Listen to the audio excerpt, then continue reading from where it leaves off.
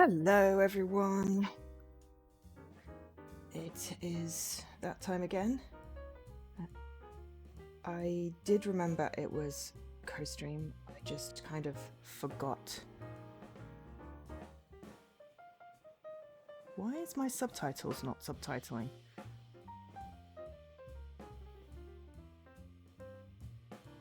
Okay. Does that mean my mic's working?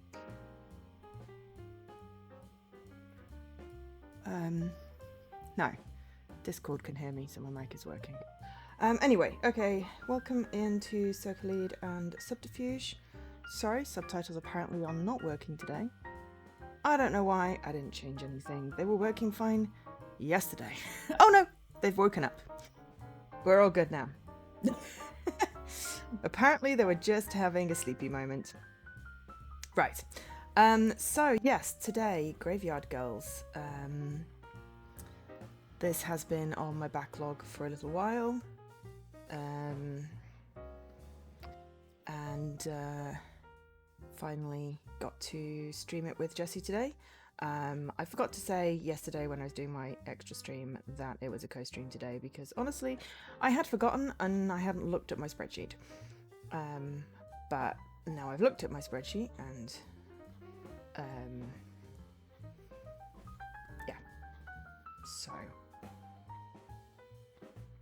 we're sorted and we're doing this. So I'm just waiting for Jessie to join me in the chat, and I will tell you about the game.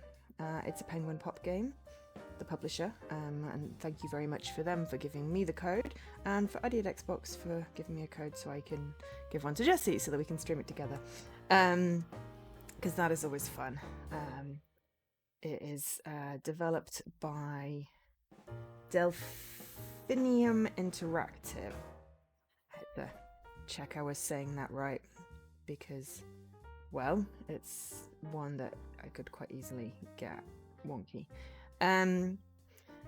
So yeah, oh no, the Penguin Pop site is down. Oh no, the Penguin Pop site is down and doesn't exist anymore. Okay, well that is sad. They are still publishing games because they brought out that Cat President one a couple of weeks ago. But anyway, this is one of their visual novels. These ones do tend to be a little bit shorter. What is going on?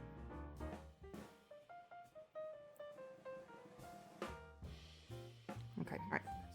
Anyway, sorry, my wrist is vibrating and it's annoying me. So yes, what was I saying? Oh yeah, it's out on all of the platforms, so Steam, PlayStation, Switch, and Xbox. We're playing it on Xbox today. Definitely Interactive is based in Canada. Graveyard Girls is a Halloween-themed Yuri visual novel about complicated grief and overcoming hardships. So, extremely topical for, you know, March. We get to also collect Ellie's scribbles, or Elle's scribbles, to learn about her struggles, befriend a mysterious girl, and have a conversation about death. So, yeah, you know, not exactly an easy topic. 20 achievements, all of which are obtainable. And price-wise, you're looking at £4.69 or $5.99. Oh, and it came out 31st of January 2024. So it didn't even come out at Halloween. So, you know. Anyway, I can see Jessie is in chat. Are you here? Is the shared chat thing working? Because it popped up and said that I'd cancelled the request, and I'm like, no, I didn't. I don't see anybody has typed, but it shows that it exists. Yes, well, my chat appeared on your chat, so there we go. Cool. Well, at least that's working then. Yeah, so I should get the game open.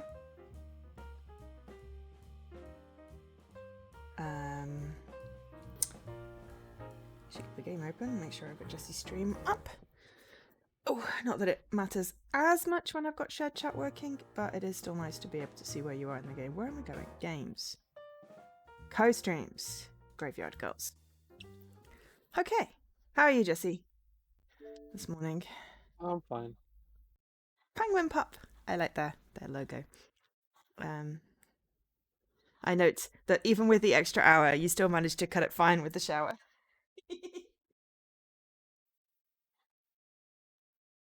By the way, I marked the game. Oh, I figured you would, but I mean, it's at least this is why I also have the alert channel. So when something like that happens, that a game that was originally like scheduled for release and then is moved, you also get the alerts because you're in the channel and you're totally following the stream alerts thing. Okay, what do we got? I just don't mute channels. Sorry? I just don't mute. Ah, well, I tend not to spam my Discord, so rollback side. I mean, I don't know what rollback side means, but let's turn down the music a little bit. Oh, it says voice volume. Is this one that just is voiced and we don't have to voice stuff? Because that's going to be a really weird co-stream. We'll start and we'll see how it happens. Okay, well, yeah. We'll hit start. See what happens. Graveyard Girls depicts the complicated and traumatic aftermath of losing a parent during young adulthood. This topic has been addressed as authentically as possible. If you're struggling with grief, you may not have a safe experience playing this game. And we understand.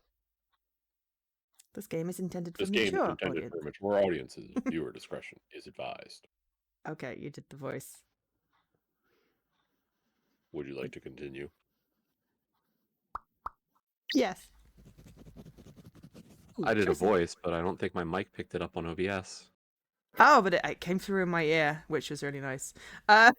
Choices in this game unlock scribbles, which are available in the memories section of the main menu after unlocking. Oh, that's a little bit like Lost Words Beyond the Page, then.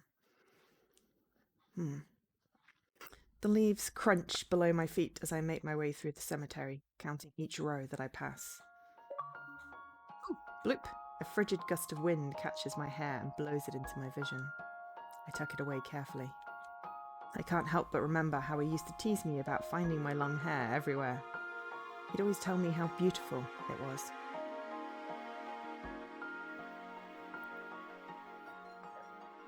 Once I found the section I've been searching for, I let out a sigh, although it's not of relief. The cold stone inscription stares back at me, expressionless.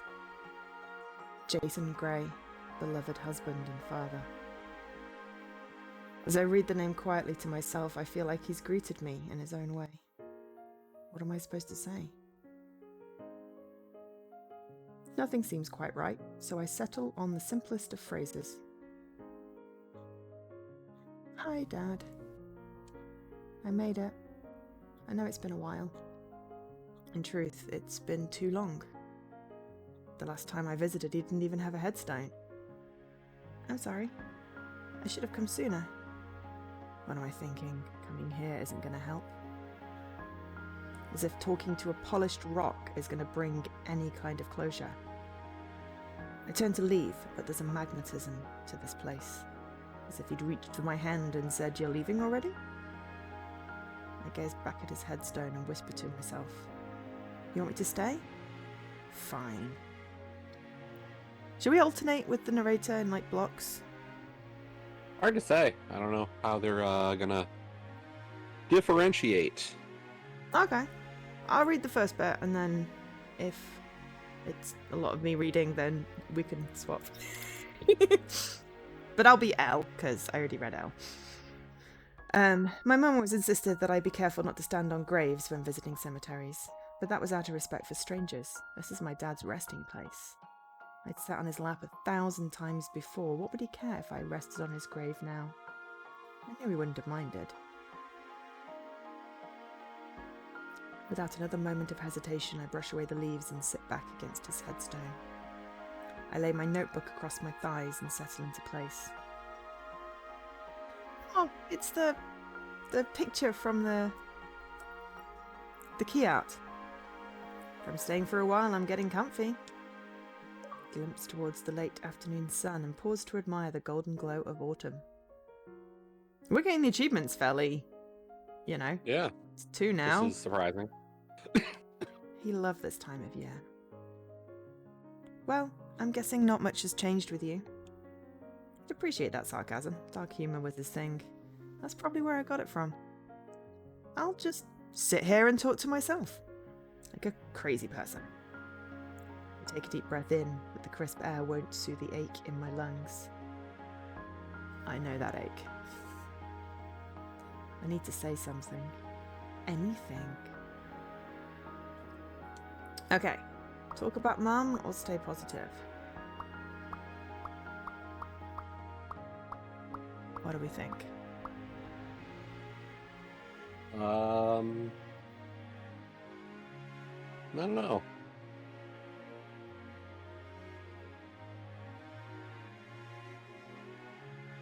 I feel like if you're talking What do to you a think?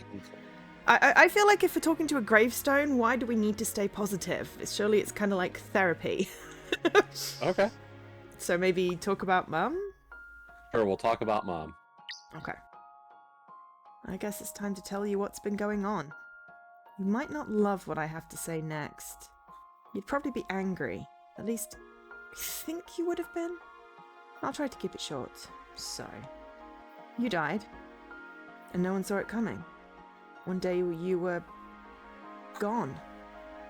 I don't think I've processed that yet, to be honest.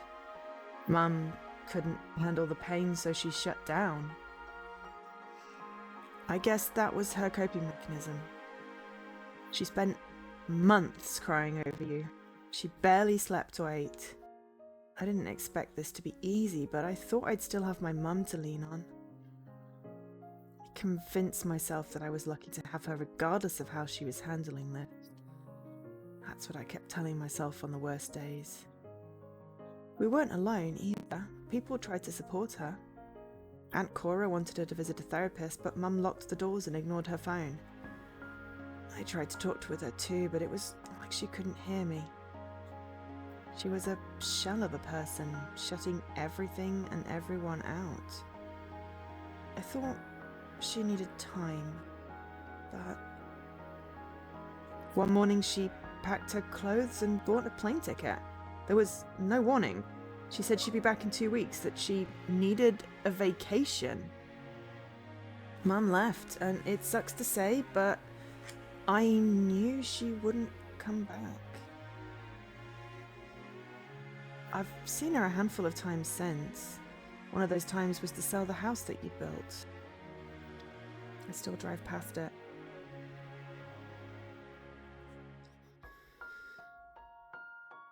I like to pretend that you'll be waiting on the porch, having a cigarette or watering the plants. Soothing in a strange way. Like opening my favourite chapter in an old book, pretending I don't know the ending. I paused to catch my breath. Mum's in an apartment on the other side of the country with her new boyfriend, but I stayed here. She helped with my tuition and rent, but she's gone. Honestly, if you saw her today, you wouldn't recognise her. And I feel like I never really knew her. She left me behind. And I think it's because I remind her of you.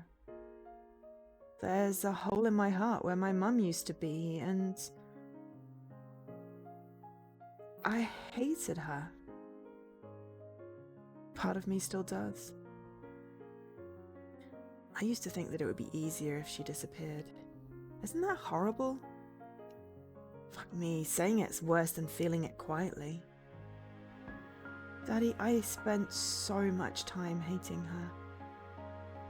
She took up all the space I had left in my heart. But the worst part of it is, it's that I think I forgot to deal with losing you. That's why I'm here today. Because the person I need to talk to most in this world isn't part of this world. I looked skyward as I blinked back welling tears. Aunt Cora used to tell me to think of you smiling down on me. keep thinking how sweet she is to say that, but when I picture you, you're looking up. I know that sounds dark, but seriously, what's left of you is 6 feet below me. Cora wanted me to remember you in a happy way. I get that. I'm just too literal. I searched for what to say next and wondered what he'd say if he were here. Truth is, I don't know what you'd feel. I didn't get a chance to know you better. Cora's words echo in my mind. Dad's smile. What was your smile like anyway? And why didn't I try harder to preserve it in the first place? The frustration that I can't swallow begins to form in my throat. I stay silent, afraid that my voice will break and the rest of me will follow. I do my best to reanimate my dad's grin in my mind's eye, but there's nothing. A stray leaf dances in front of me before heading west with the wind. I push away the distraction and close my eyes, forcing myself to focus on his lost expressions. I try to revisit each part of him. His amber eyes, his perfectly straight nose. The way his eyebrows furrowed when I asked too many questions. Slowly, I could piece him together, but he wouldn't assemble. Even his voice was a dulling whisper.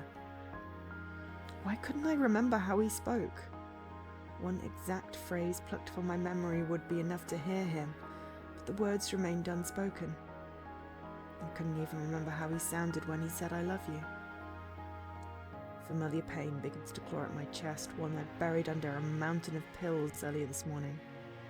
No, not now. I inhale a ragged breath and shove the shadows away.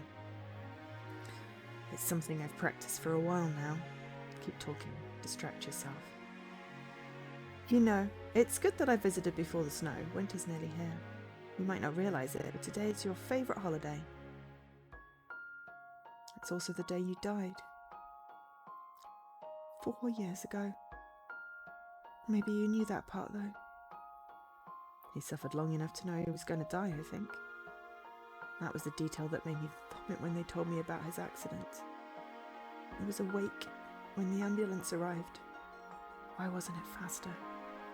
Ooh, you've got a raid! Yo, Skelly, thanks for the raid. Welcome in, raiders. I'm waving, you can't see me on my stream. In my constant reimaginings, he'd always be unconscious. I couldn't bring myself to picture any details. I didn't want to remember how he suffered, but it was part of his story. It was part of his life. His suffering and vices had even drifted into my dreams today. The anniversary always amplified them. I tried smoking and drinking just to see what you thought was so great about it. Must have got the genes from you, though, because they're my favourite crutch now. I don't know why you tortured yourself with them, at least I have my reasons.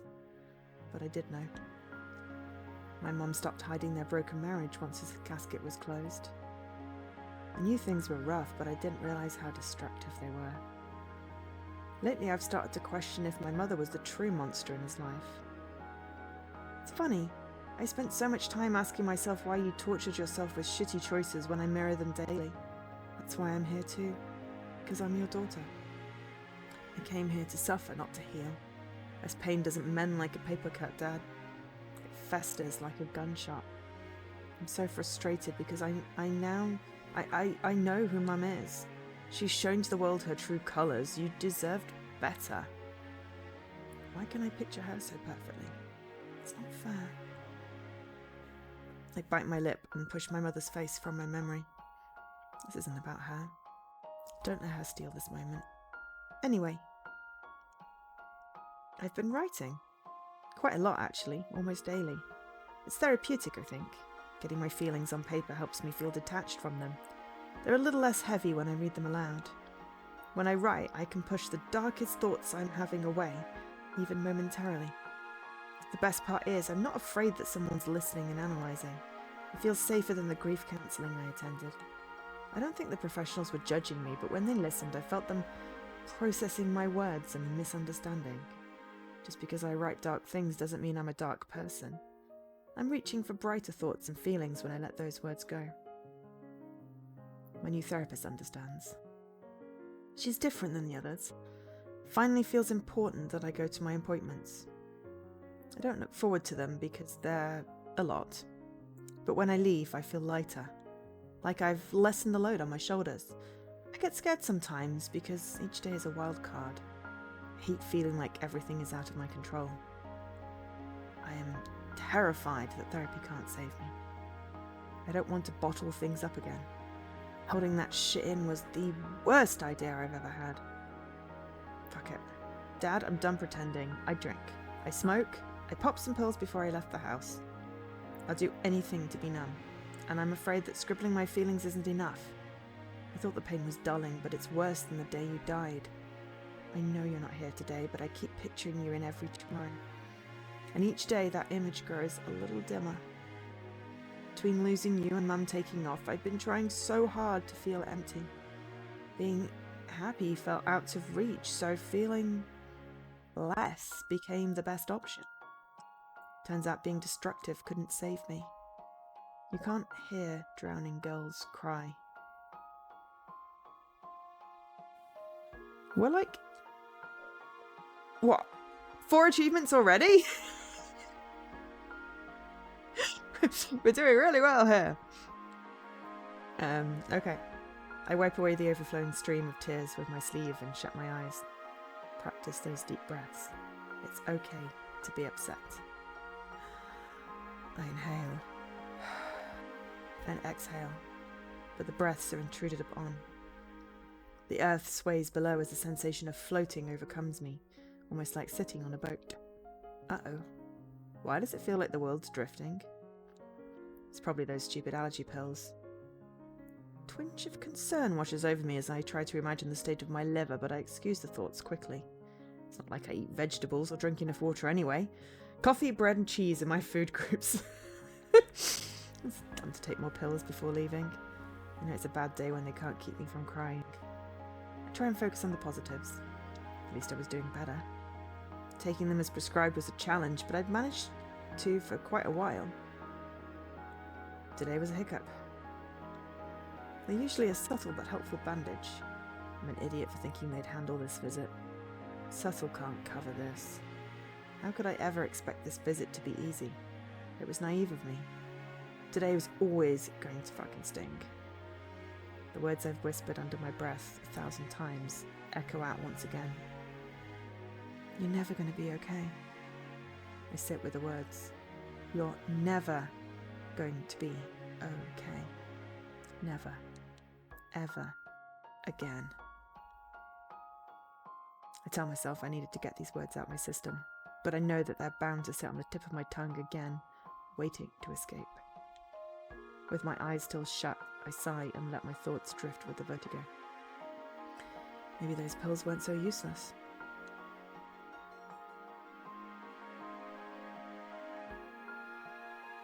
Chilly gust lifts fluttering leaves away from the earth, and I can hear them dancing through the air. I begin to imagine that I'm flying with them, twirling away from this place, away from my body. Pretty. There we go, Jessie! Hello? A voice? A voice? Oh, you I carry must on. have imagined it. Yeah. Okay. I'll go for a while. Yeah, it's like I need a drink. Are you okay? What the? I open my eyes and stumble upward in a daze.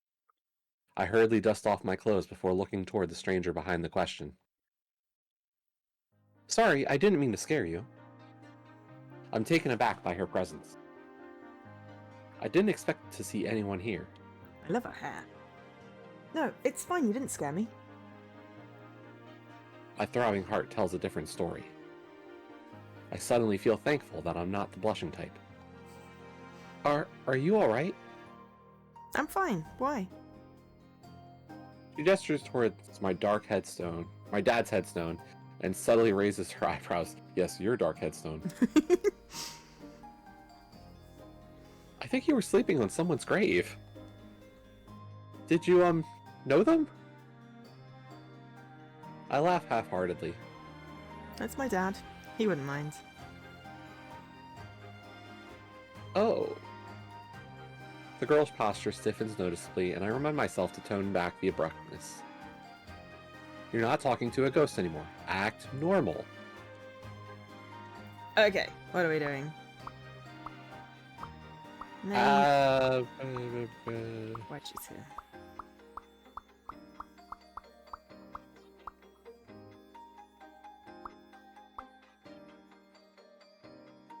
Oh boy, Automod. Goodbye.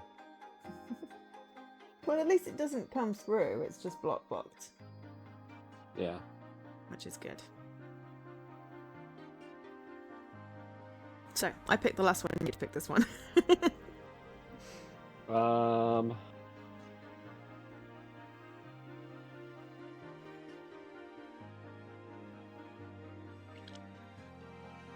Hey, Bilius. I guess let's ask her name. Seems a little, like, inappropriate to be like, why are you here?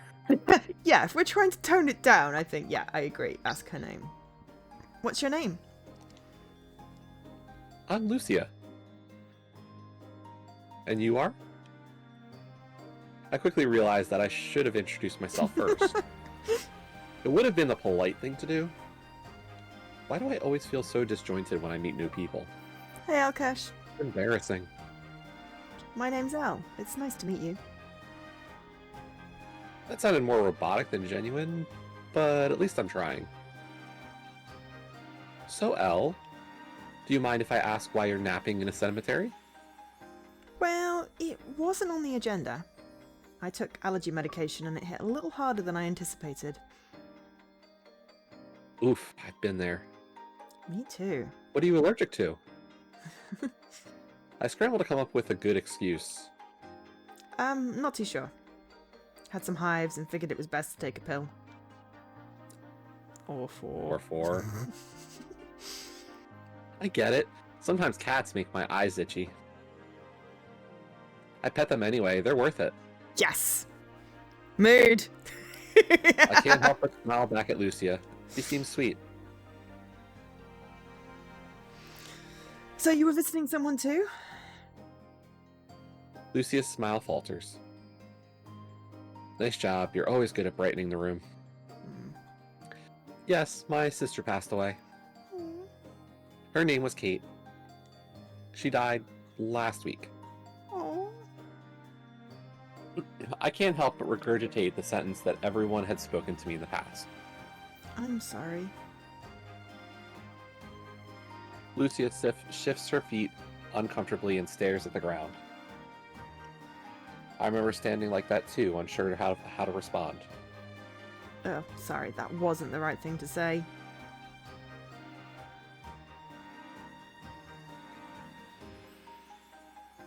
I don't mind, it's what everyone says. I know, I've been there.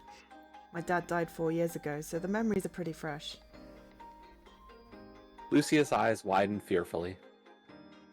They are? I struggle to backtrack, jumping to console her as best as I can. No, not in the same way that you're feeling. I mean that it's his anniversary today, so it feels closer than usual. Lucia's shoulders drop slightly, and as her gaze softens. That's understandable. I get it now. I'll be visiting on Kate's day too. Does visiting get easier? A Molotov mixture of disgust and embarrassment builds in my chest. What am I supposed to say? Oh. Lie for her comfort or tell her the truth?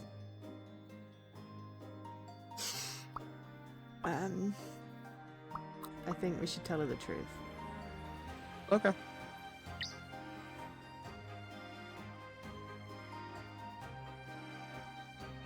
I decide the truth is my best option. I don't know.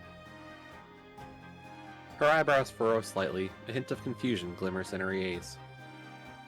What do you...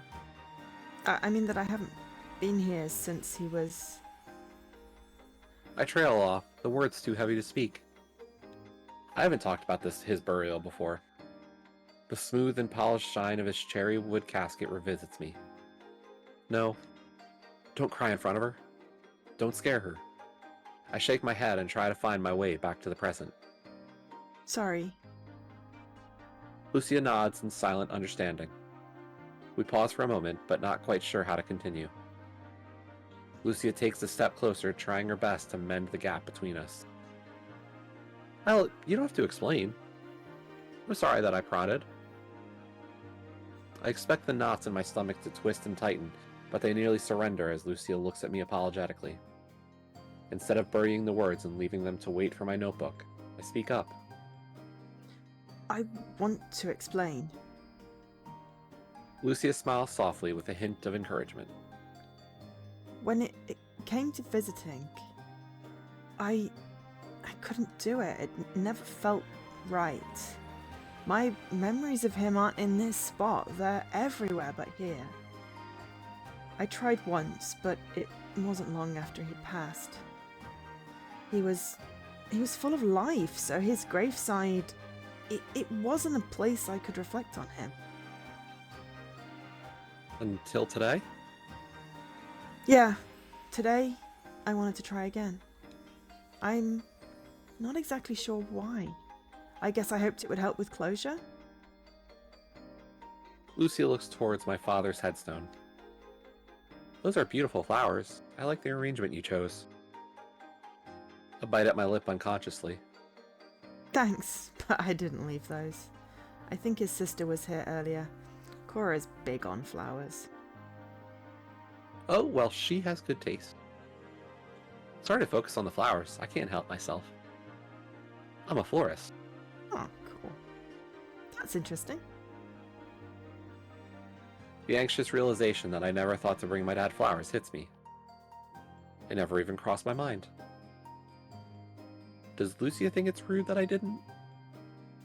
Maybe you could suggest a bouquet for my dad. I should have brought one. Hey, if it's not your thing, don't feel like you have to buy them. Lucia smiles carefully as she reads me like an open book. I do have an idea, though, if you want to leave him something meaningful. Please, I'd love to. I expected not to mean that, but for some reason, I want to. Wait here, please. I nod as Lucia walks past me. Oh god! The Yeah. shifty people. Apparently we've still got the broken animations. Hopefully it's not too much to make me feel seasick. God, which one was it that it felt like it was doing it every 3 seconds? Was that the one with the beach? It was the beach and the boy and the girl who was very unreadable. Yeah. She was like, it was hard to see if she was trying to be like psycho killer, manipulative mastermind, or how broken she was. Like, it was She was baffling. rich, wasn't she? And he was like a nerdy, well, he thought of himself as like a nerdy boy, didn't he? Or something. I want to say one of the endings, like afterwards we went back for the good ending. Yeah. I don't think we got the good ending on stream, and even the good ending just felt weird because the personality she had in that one was just so... Yeah. Uh... Yeah, we did a weird I can't remember the mixture name of it. stuff. It was like this rich girl who would visit this island paradise with her family like once a year. Yeah, I can picture it. It was like a very blue and pink key art. Okay. But she meets our protagonist boy, and they have fun over a few days, but it becomes more and more out that she's broken in a different way. And it's a question of whether or not she was manipulating the guy. 7 Days of Rose. There we go. It was 7 Days of Rose, because I remember the cover picture, I just couldn't remember the name. Yeah, it took us 2 streams to do that one, and we got the neutral ending. And I felt like that one felt very much reasonable. The bad ending obviously was like a bad ending, like the baddest. But the good ending just felt weirdly disingenuous, didn't it? Given everything we had seen with her, like, the question was it manipulation? And That's why it felt so counter to the positive ending. Yeah. Why is my atting anybody like that has just come into the stream? I try and at them to say hi, and it's like, no, we're not gonna say that they're there. Hi, Morning, Leaky. Leaky. Also, don't ask what my hair's doing. I washed it this morning and then went outside, and it's now currently doing a weird flippy thing. But yeah, so I forget what prompted the. Oh no, it was the animation, wasn't it? Also, how come I got like 4 achievements during my 20 minutes of reading, and you're reading and the main bit, and yeah, you're not getting any achievements. Come on, Jesse, do better. I flipped through my notes instead of staring after her, doing my best not to act in trance. Where did this girl come from? And can we date her? She's so sweet. The crunch of fallen leaves under footsteps carries the distance. Lucia stands closer than before. I brought you this. She reaches into her bag and extends her hand. Aww. Well, that's just a gorgeous picture. A single icy blue rose sits between her thumb and forefinger. I reach forward, but stop in hesitation. Yay! Achievement, sorry. Where did you get it? It was left at Kate's grave. A gasp escapes my lips, and I shake my head. I can't take that. No, don't worry. Kate would want your father to have a flower. She doesn't like roses anyway. Lucia trails off, realizing what she said. I mean, didn't. Kate didn't like roses. I try my best to reassure her with my gaze as I accept the rose. Thank you. That present tense thing, that goes away. Don't feel like you need to jump to correct yourself. Time will take care of it. Lucia nods silently in response. As I kneel against the cold earth to place the blue rose on my dad's grave, I realize how fresh the flower is. The edges of the petals have barely begun to wilt. I feel Lucia's eyes on my back. Before turning toward her, I ask the question on my mind. Just as a fair warning, Leaky, you might not enjoy this game as much, because the protagonist's dad died and it's going to be talking about death and stuff, so I won't be offended if you don't want to watch. Also, if you do watch, you may want tissues. Sorry, back to the story. Lucia. Hmm? When was Kate's funeral? Yesterday. As I face Lucia, I want to ask her why she's here today. I want to know how she's doing. I want to hug her. I want to make her feel less alone, even if for a fraction of a second. I want to give her what I never had. A moment of silence passes us by. But before I can ask Lucia to let me in, she breaks the silence herself. Are you still tired?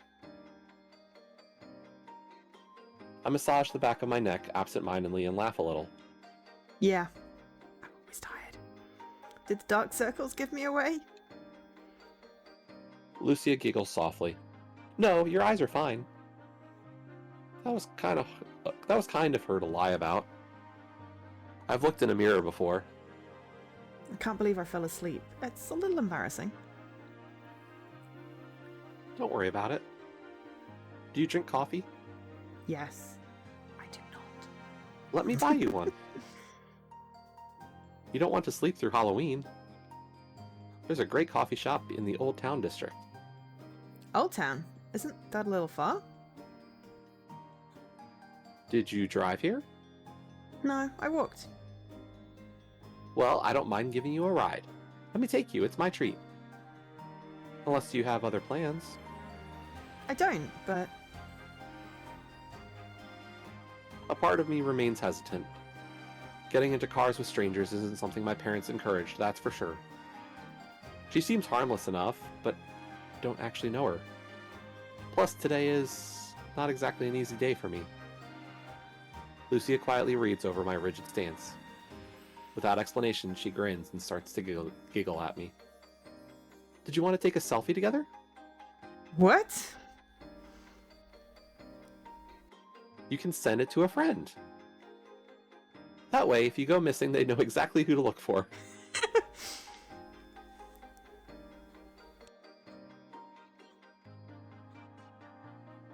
I smile back at her and subtly shake my head. Okay, you have a question in chat. I don't know what that one is. Is that going to be on Xbox? Yeah, I've never heard of Unagari Chess School? Sounds a little bit like a Danganronpa type game, right? Or possibly the other ones, what are they? Persona. I've not played any of those ones.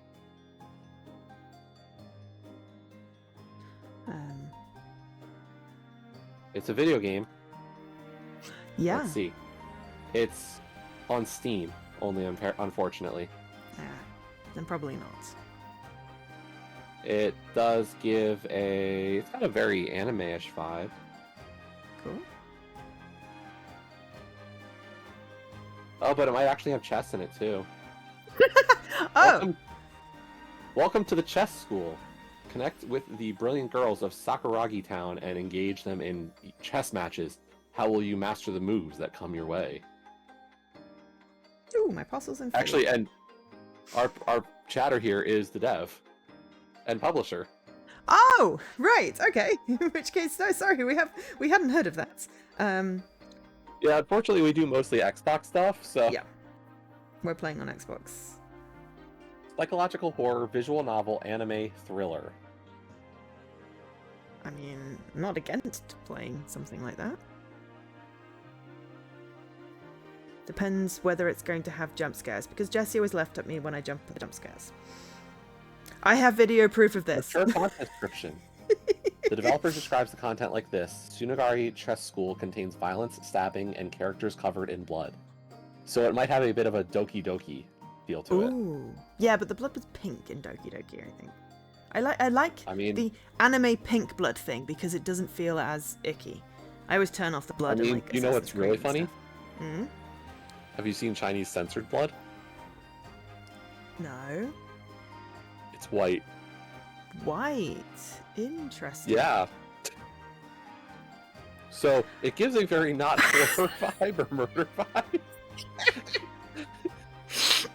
It gives a different illicit vibe. I slept for like 11 hours last night. I just conked out halfway, like at the end of your stream. It took a moment for my brain to suddenly go, oh wait, so the characters look like that. Yeah, covered in. Yep, because it's white. Yep. It took me longer than it should. I feel like I should apologize for my brain being so disconnected today. I was going to say something earlier. There's and I forgot what it actually was. a new series that I've been reading called Chainsaw Man. Got an anime adaptation, and one of the things is like the people like get possessed by demons. Okay. Or devils, as they're called. And so the main character, he can regenerate if he ingests blood. Ooh.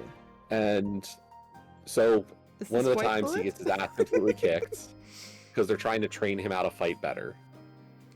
And so he gets his ass beat, and then one of the guys who is trying to help him learn how to fight pulls out blood and like empties this pack of blood so he can regenerate. Mm-hmm. Somebody showed the Chinese censored version. Like somebody found that version of it, and it just completely changes the look.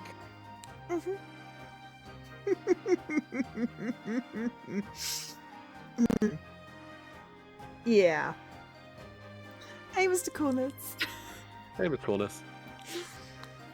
Oh, dear. We're talking about censoring stuff and how blood can be different colors and maybe not be blood looking. This is why I like the pink blood, because it's, well, not that I like blood particularly, but pink at least is a vaguely, you know, it works as a colour substitute, but it somehow makes it kind of less horrific. I don't know why. Maybe because it looks a bit like candy?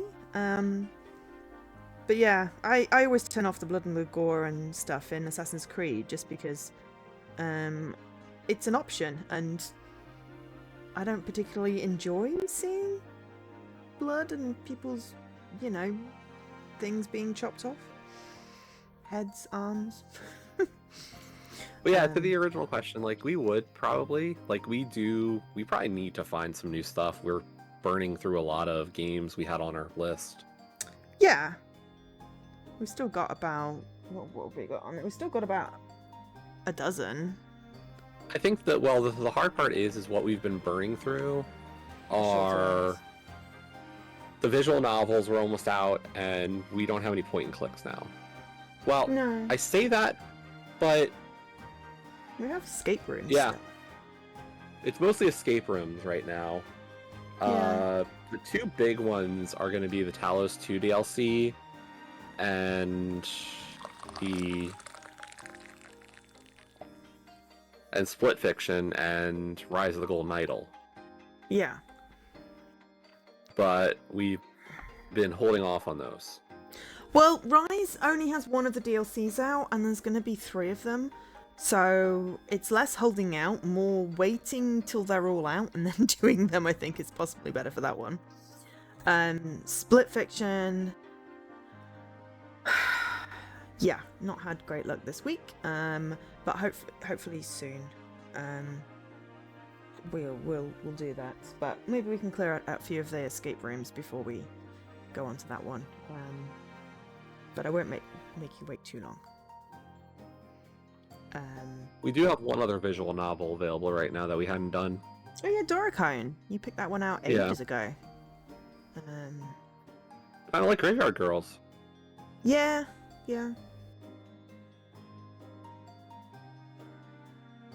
Well, you know, we've got how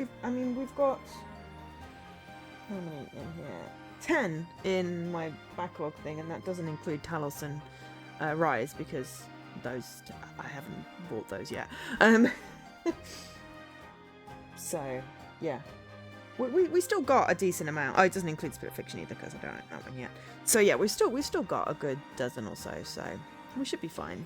Now we're actually being better at the schedule thing, because we had some time where we didn't, because I cancelled a few because of, well, my grandpa and stuff like that.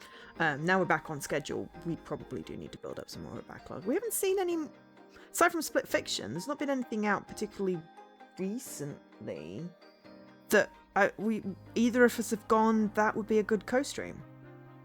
I think the hard part becomes, like, do we want to expand some of the...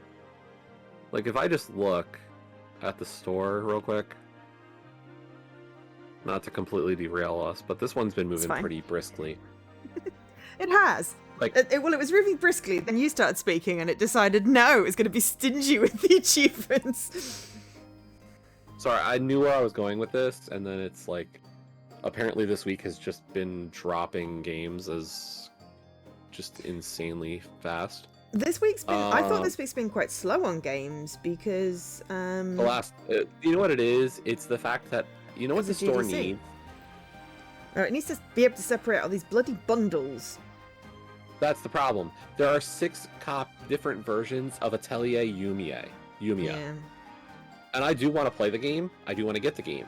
But the fact that there are 6 separate items in the store for this game is just a lot. And that's the problem. And it also happens with a lot of these bundle games of, like, Breaking Bricks 3-in-1. Boxes Wizard has 2 versions. Oh, that'll be the Xbox One Series stack thing. That's not as bad. It's Cynthia of Moonlight, 50 million different, you know, not that I've seen that for a Legends little while. Align came out this week, and there's an Xbox One, an Xbox Series X, an Xbox bundle, and a Xbox and Windows bundle. It's... Yeah. It's a lot. Where I was going with this was, like, the royal romances forbidden magic thing. Like, do we open it up to some more, to less artifactsy? Because when's the last time we had an artifacts come out? It's been about 6 or 8 months, because I was looking at that. Those are not like a one stream thing. I only do like the first act generally of those ones.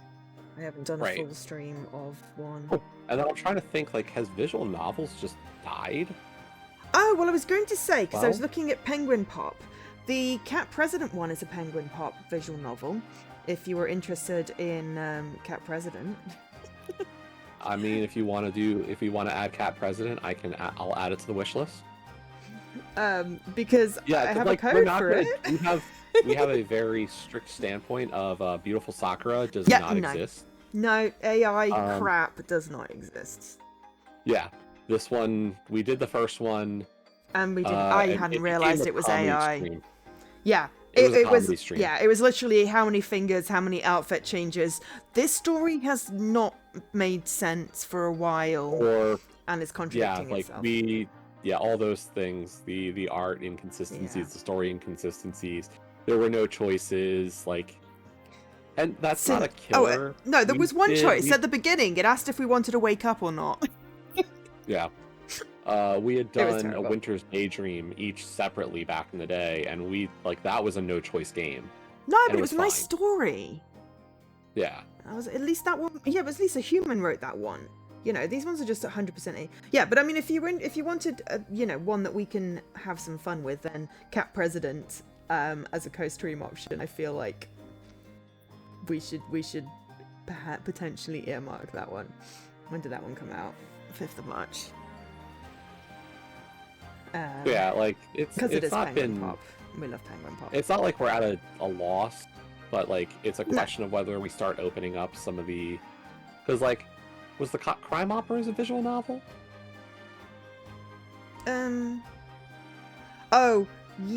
It is, but the first one of that I had to stop the stream because it had quite bad. It triggered my CPTSD because it was child abuse. So I now can't think that I want to do those. Yeah, I'm just trying to see if like there's other stuff that's really. Oh look, there's Cynthia.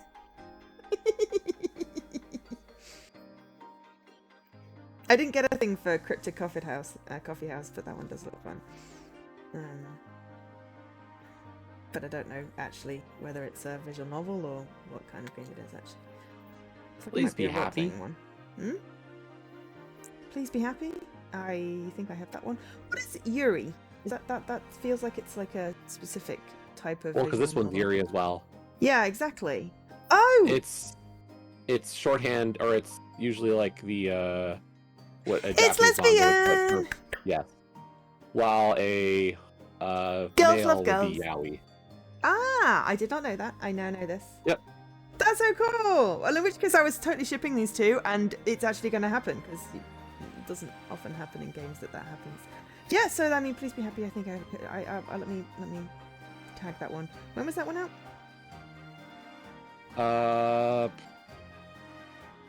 Released. February 20th? Cool. It's sometimes you, apparently. Yeah. February 20th. There's 2 versions. They're the same price. Why do I not see that? Please. Oh no, it's out on 21st for some reason. Maybe it was your 21st and my 22nd or 20th. I mean. Yeah, I don't know. Maybe I've got maybe it came out the hours. Sometimes sometimes it just comes out the day before or the day after, and the dates are wrong with my thing. So yeah, it gave me at least some idea. It's just there were a lot out on the 20th and couldn't see it. Okay, I've flagged those ones as co-stream potentials, so that'll give us some more stuff. Yeah, like I don't know. It's one of those things. Like I don't think we've had an issue. No, but it's good to have some options. Some more recent options, because everything else we've got 4 from 2023. More than that. We've got 1, 2, 3, 4, 5, 6, 7 games that were out in 2023. 3 from 2024 and then nothing from 2025 as yet, so it's good to have some more. Okay, should we get back to the story? Yeah, we can do is that. Afterlove. Afterlove is brilliant. I did that one on stream.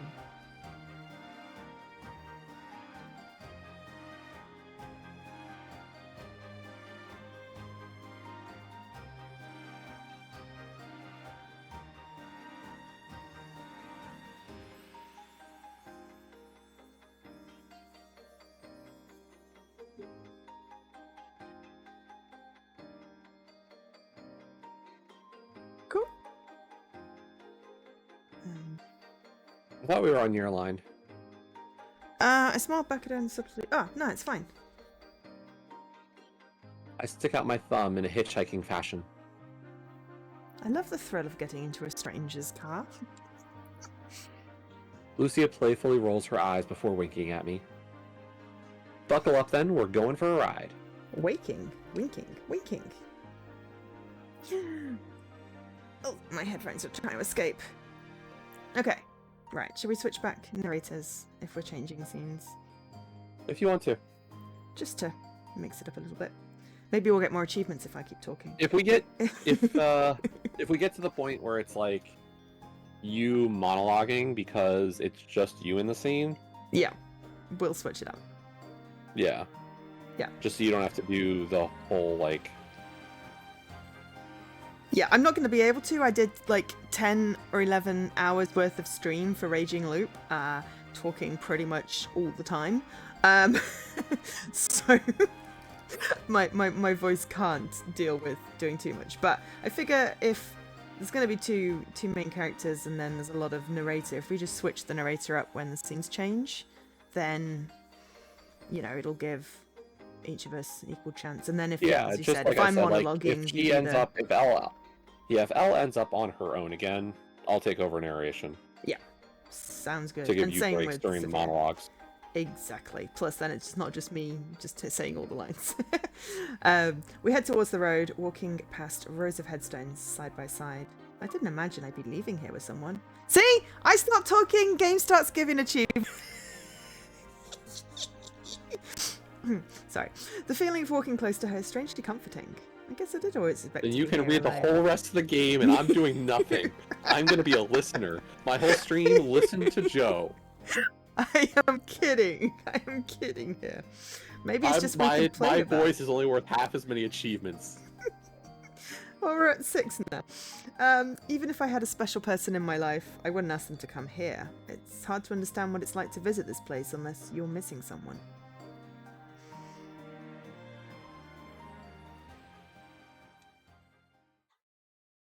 The drive to the coffee shop is uneventful. Lucia's car has heated seats, so I do my best to try and subtly warm my hands under my legs. She doesn't seem to notice and stays focused on driving. We chat about the weather mostly. Once we reach the Old Town district, Lucia carefully navigates towards the last parking spot on the street. Ooh. Boo! This is the place. I haven't been here in forever. After stepping out of the car, Lucia tugs gently on my sweater and guides me to the crosswalk.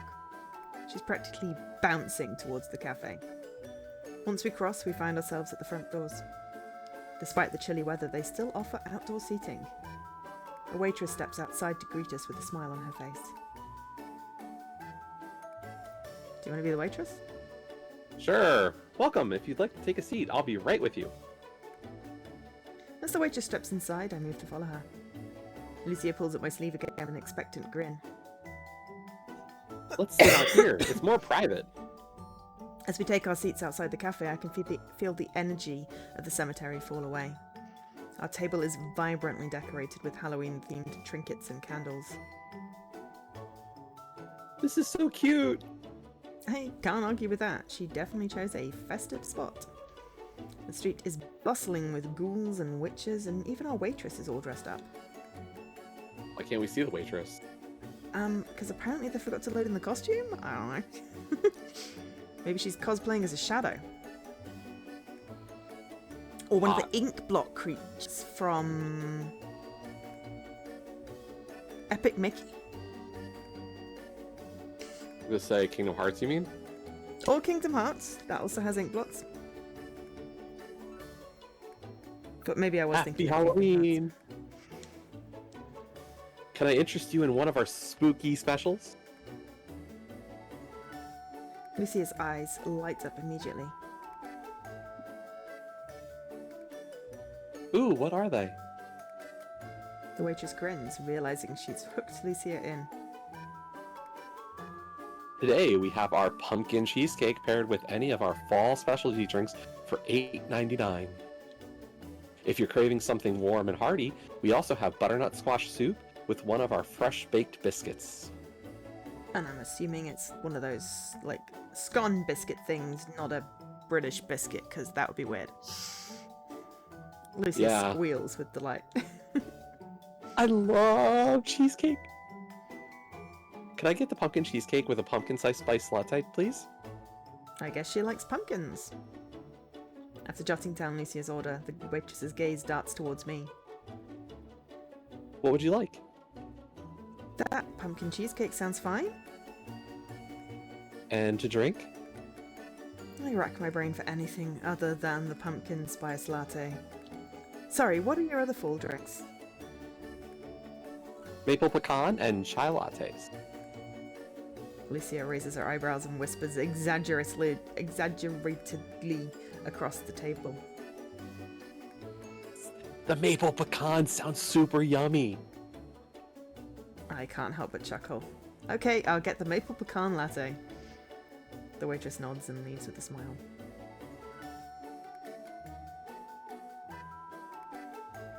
Aww. I love her necklaces. Barely a minute passes before our waitress rushes back to the table. It's probably a single necklace. Possibly. It's very pretty. Here are your lattes. Thanks so much. I'll bring your cheesecake over as soon as it's ready. The lattes are done before the cheesecake? That's weird. Lucia... You would think the cheesecake is ready. Yeah, exactly! Lucia peers over at me with a curious glimmer in her eyes. But I will say, traditionally you get your drinks first, so... Really? Yeah. It's always a, here's your treats, and then we'll bring the drinks over, or we'll tell you when the drinks are thing, because you go to the... Not usually with the table service, when you go to the counter. Sure. It's like, you have a tray, and here's your treat, and then they've got to make the drinks, because the treat's just there in the cabinet. Also, I keep meaning to tell you something, or say something, and it flits out my head, and then I get reminded of it again, and then I forget it again. So at some point, I have something I want to tell you, and it's not exciting. Don't get excited about it. But at some point, I will actually remember it when I'm speaking. What should I get excited about that you could tell me? I don't know. I really don't know, but it was like, oh, I've got something to tell you, but it's not, I don't think it's an exciting thing. I think it's just a comment that I kept having. But I really keep forgetting it. And then I look over and something reminds me of it, and then it completely goes out my brain again before I can open my mouth and engage my brain. So I really don't know what it is I'm trying to tell you yet. Okay.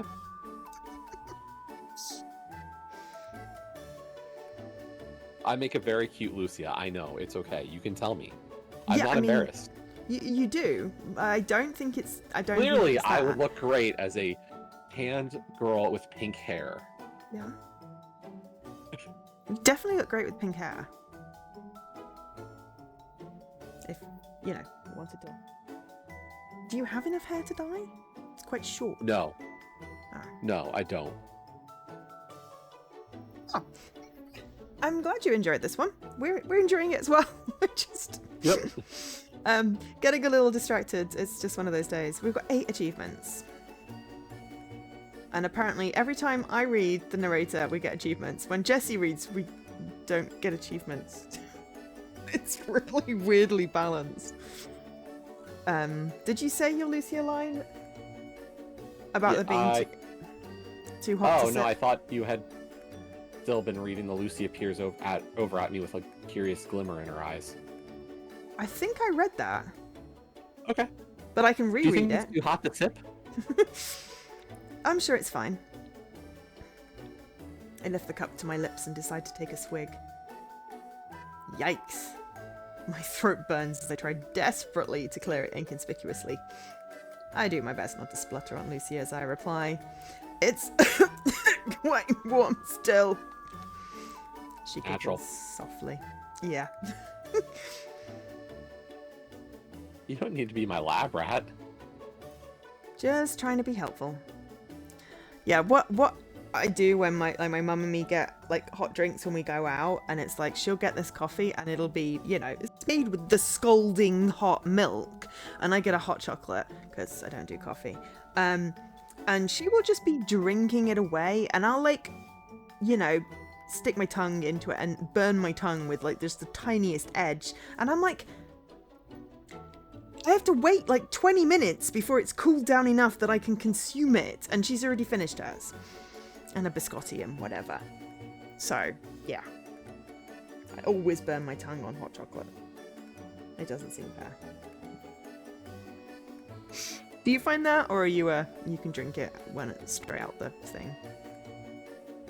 I don't get hot drinks often. Oh. That's fair enough. That's fair enough. My uncle doesn't do hot drinks at all. He didn't even like hot milk, warm milk when he was a kid, like a baby. Which was the interesting story we had while we were sorting out Grandpa's house, was apparently my grandma knew that my uncle didn't like hot beverages from when he was like a month old or something, because he used to fuss with the warm milk. And one time she didn't have anywhere to warm it up and gave him cold milk, and he just drank it. And so apparently he's just not liked hot drinks, warm drinks since, like, you know, the age of 0. And I think that's great that, you know, you have that such surety backed with evidence. Whereas I love tea. I just can't stand coffee. Anyway, Lucia raises her cup and takes a careful sip.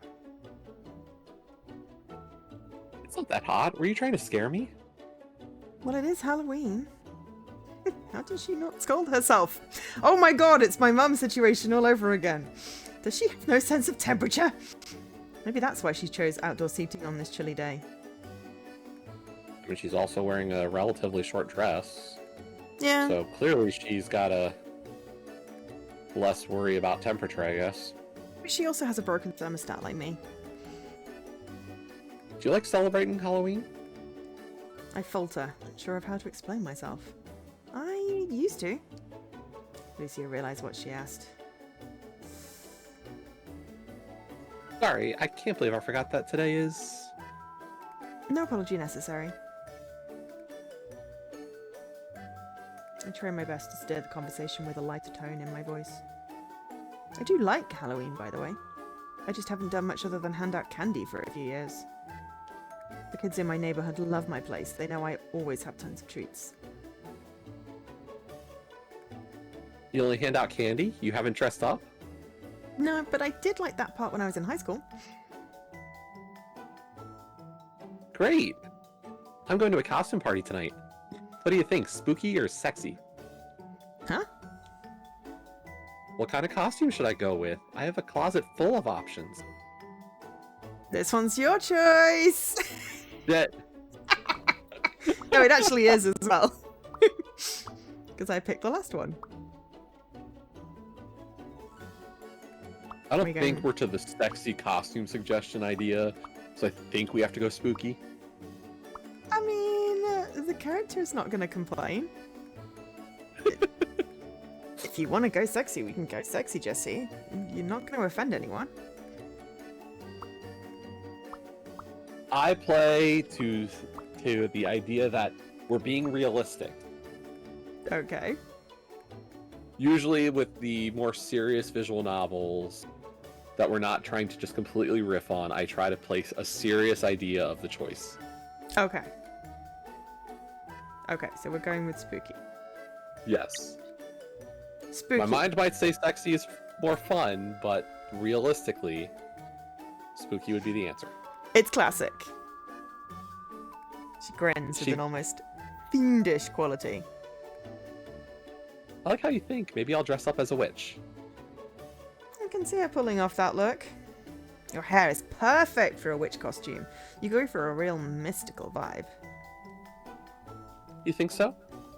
Absolutely. Well, would you let me tell your fortune then? I shrug casually. Sure, I'd love to get some insight.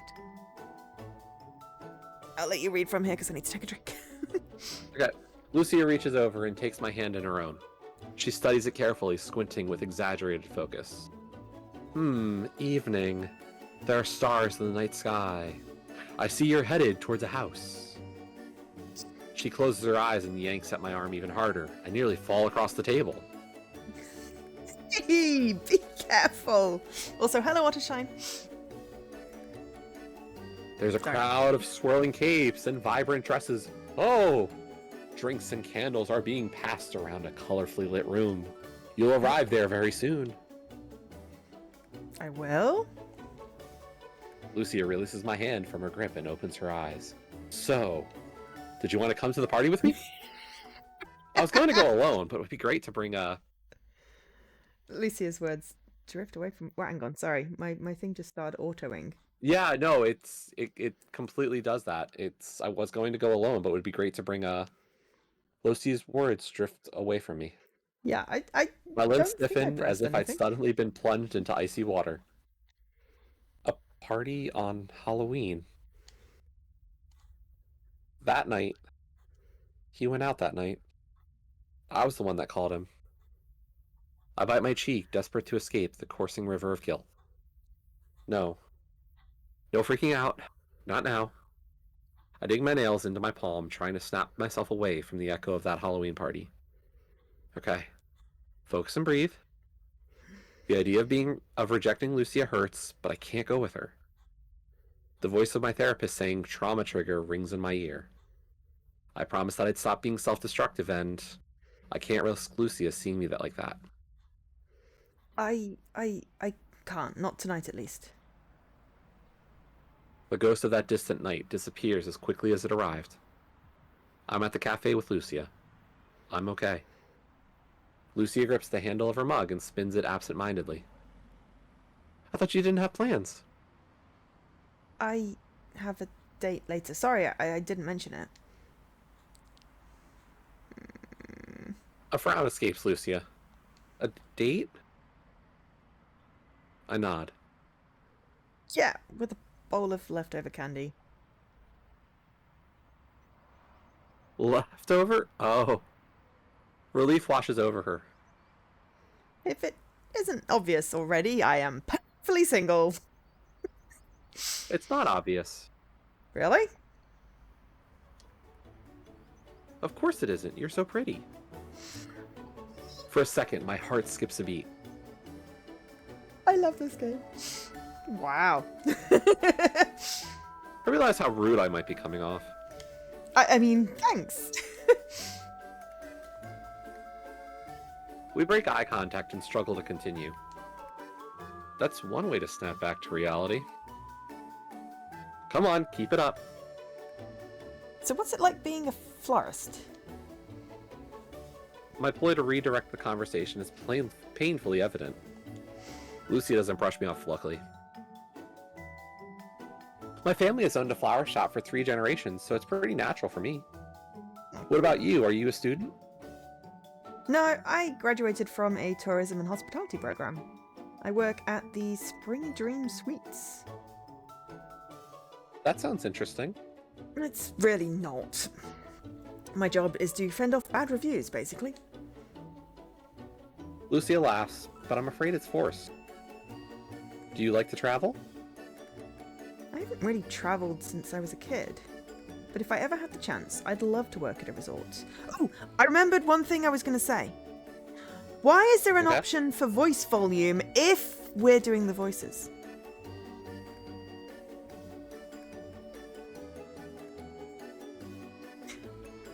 That was my observation. I don't know if that was the only thing I wanted to say, but that was one thing I wanted to say. I remembered it. Yeah, it's like it said voices. It had music, you know, sound effects, and then voices. And we were like, at the very beginning, well, if it's voice, this is going to be a weird stream. So I was fully expecting the characters to be voiced and us to be narrator. But it's not been I'm not voiced, sure. right? No. Okay. So that's weird. Maybe it was just a standard template and they forgot to take it out? Maybe randomly who is the some of this... publisher? Oh, it's Penguin Pop.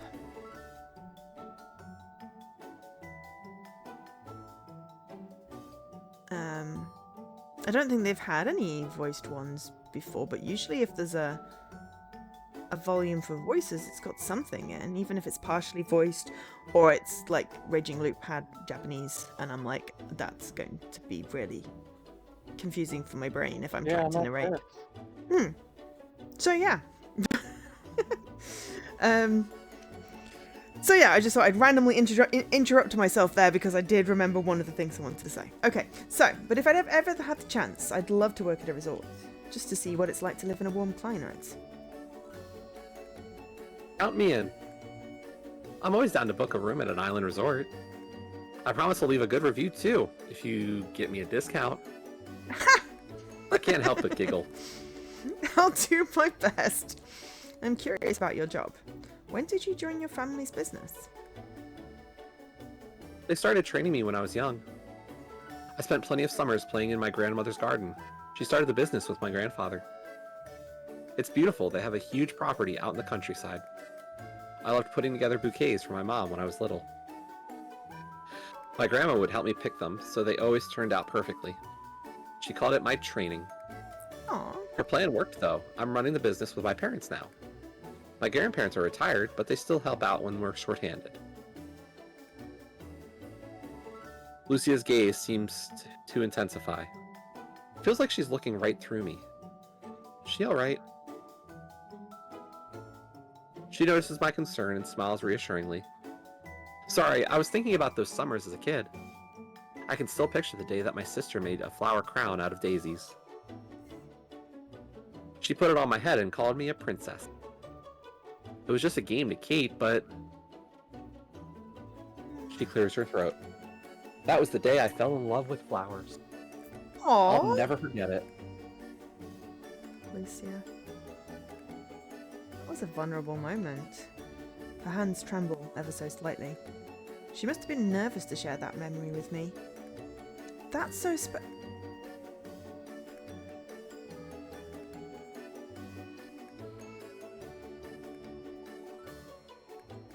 Waitress! Your line!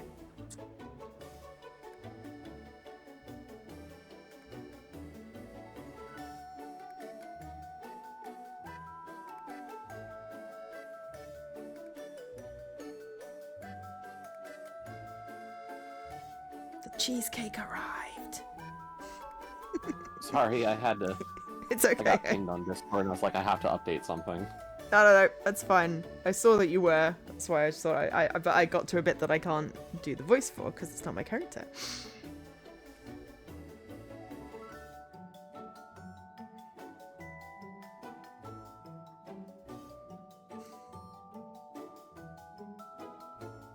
My phone screen is random pictures of my nibblings, and they always make me smile when I pick up my phone.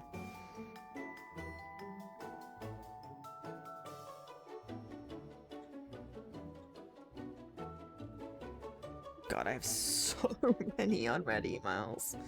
I signed up for a bunch of mailing lists, and it was a good idea in theory, because, then I get useful stuff to my inbox that I can read and learn. But because I'm like, well, I will save those till later, and now the number has just got a little bit out of hand. And I don't like the red notification, but for some reason, it's not bothering me. So it's like, yeah, at some point I need to either unsubscribe from them or read them and file them or delete them. But I haven't had the experience. I've been absolutely exhausted this week, I have to say. And then, yeah, last night I was trying to play my game after I'd eaten, and my eyes were closing. And then it was the end of Jesse's stream. He's like, co-stream, and I'm like, shit, yeah, co-stream. So I sort of like you know, sleepily type something in Jesse's chat going, yeah, yeah, and then promptly go, yeah, I can't keep my eyes open, I need to get to bed, and forget to message him about this. So I messaged him this morning when of course he's asleep. But yeah, I slept like 11 hours or something. And I was like, Really, I can okay. scroll back to it, and your exact word was... I went, yes. I remember typing yes. And Yes. that's about it. Because you said, Joe, something co-stream. And I'm like, yeah, or something about Joe and the co-stream. And I went, yes. It's like, I am here. I have been watching your entire stream. I am just apparently falling asleep while I'm trying to play my game. It was quite funny. So yeah, Yeah, it no, wasn't I particularly joined helpful. NMG League for Season 9, and apparently I hadn't joined NMG League since doing all the name changes. Oh no! So the guy who runs it was like, can you update your info? It's like, yeah, probably a good idea. Ah, yeah, because you were still Radical Sniper on there, were you? Interesting. Wow, that's been a while though. Hasn't it been like a year since you changed your name? Yeah. I guess it had been that long since I joined it. Wow. Well, I suppose if it's a yearly thing, then that would make sense. No. No? He runs it much more often. Oh. He runs it like 3 or 4 times a year. Hmm. Yeah. Yeah. But I think So- the last time he ran it for sure, I believe it was Glitch League. Oh. And I didn't learn Glitchy. You didn't run much. No, Kazan was trying to get me to. No. Yeah. Yeah, you did the 40 bonks thing yesterday, didn't you? And then you do wheel spin and people were complaining about doors. I only got half of it because I was, you know, falling asleep. And then were you playing a motorcycle game? All I could hear was motorcycles. Yeah, that's my RTDL right now. Right, okay. My RTDL is Raging to get- Loop, which is great. I was going to try to get the list to cycle over, And then, yeah. Okay, right. but it was 500 kilometers and I hit like 250 or 300. Oh, shit. Yeah. I was so tired yesterday evening. I don't know why. I don't know, maybe I'll run another Doors today. Doors. So what is doors? So, you know how like the dungeons are the dungeons? Yes. Imagine if the insides of the dungeons were shuffled. Oh, like randomizer. So like dungeon randomizer. Is that called doors then? Because the door Well- goes somewhere different? So, no. So, see, you're thinking of like entrance rando. Entrance, yeah. Or like, I do pay So, like, attention you've seen me mostly, play but I've not entrance. heard doors before. yeah, this is different. So like entrance is like the place is shuffled. Okay. So like like Eastern Palace is a dungeon. Instead of Eastern Palace being there, maybe Blind's Hut is there. Yeah. Okay. This mode that we're playing this week is called Beginner Doors, and Eastern Palace is at Eastern Palace this week. Okay. But instead of Eastern Palace being normal,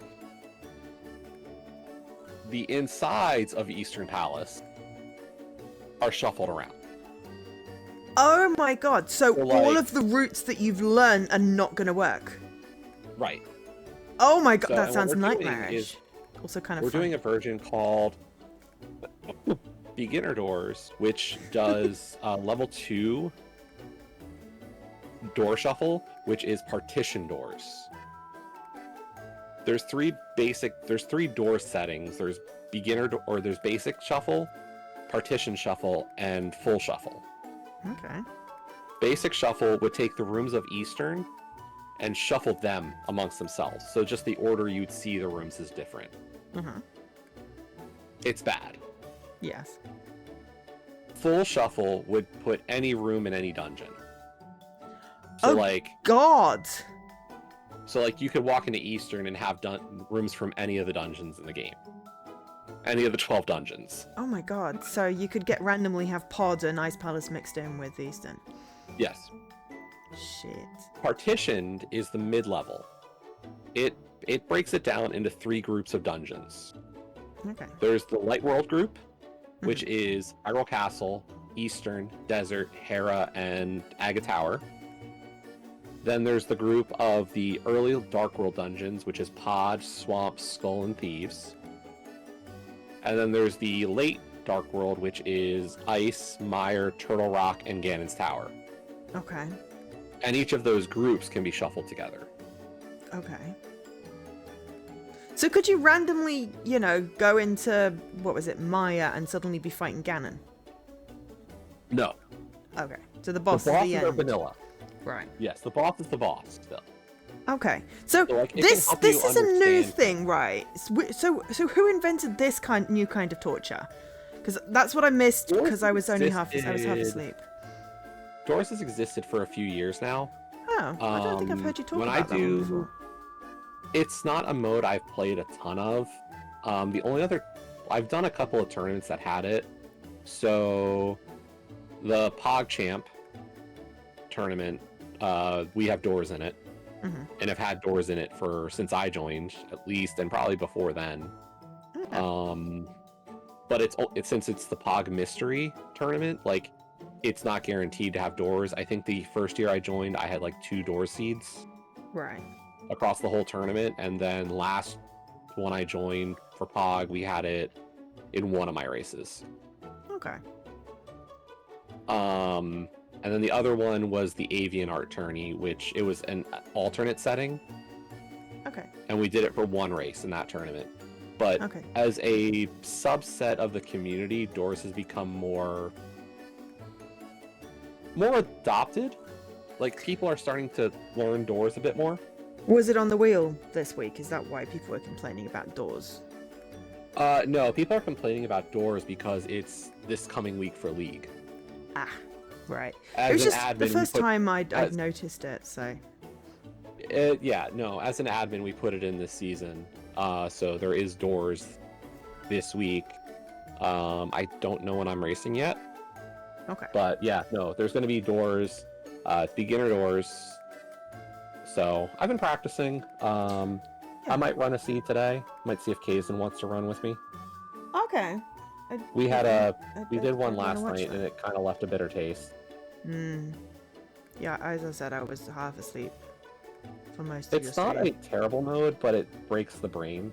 Yeah, I can imagine it breaking the brain. Because you learn all your cool routes, and you know that you go through this maze, you either need your lantern, or you go, up, down, left, right, etc.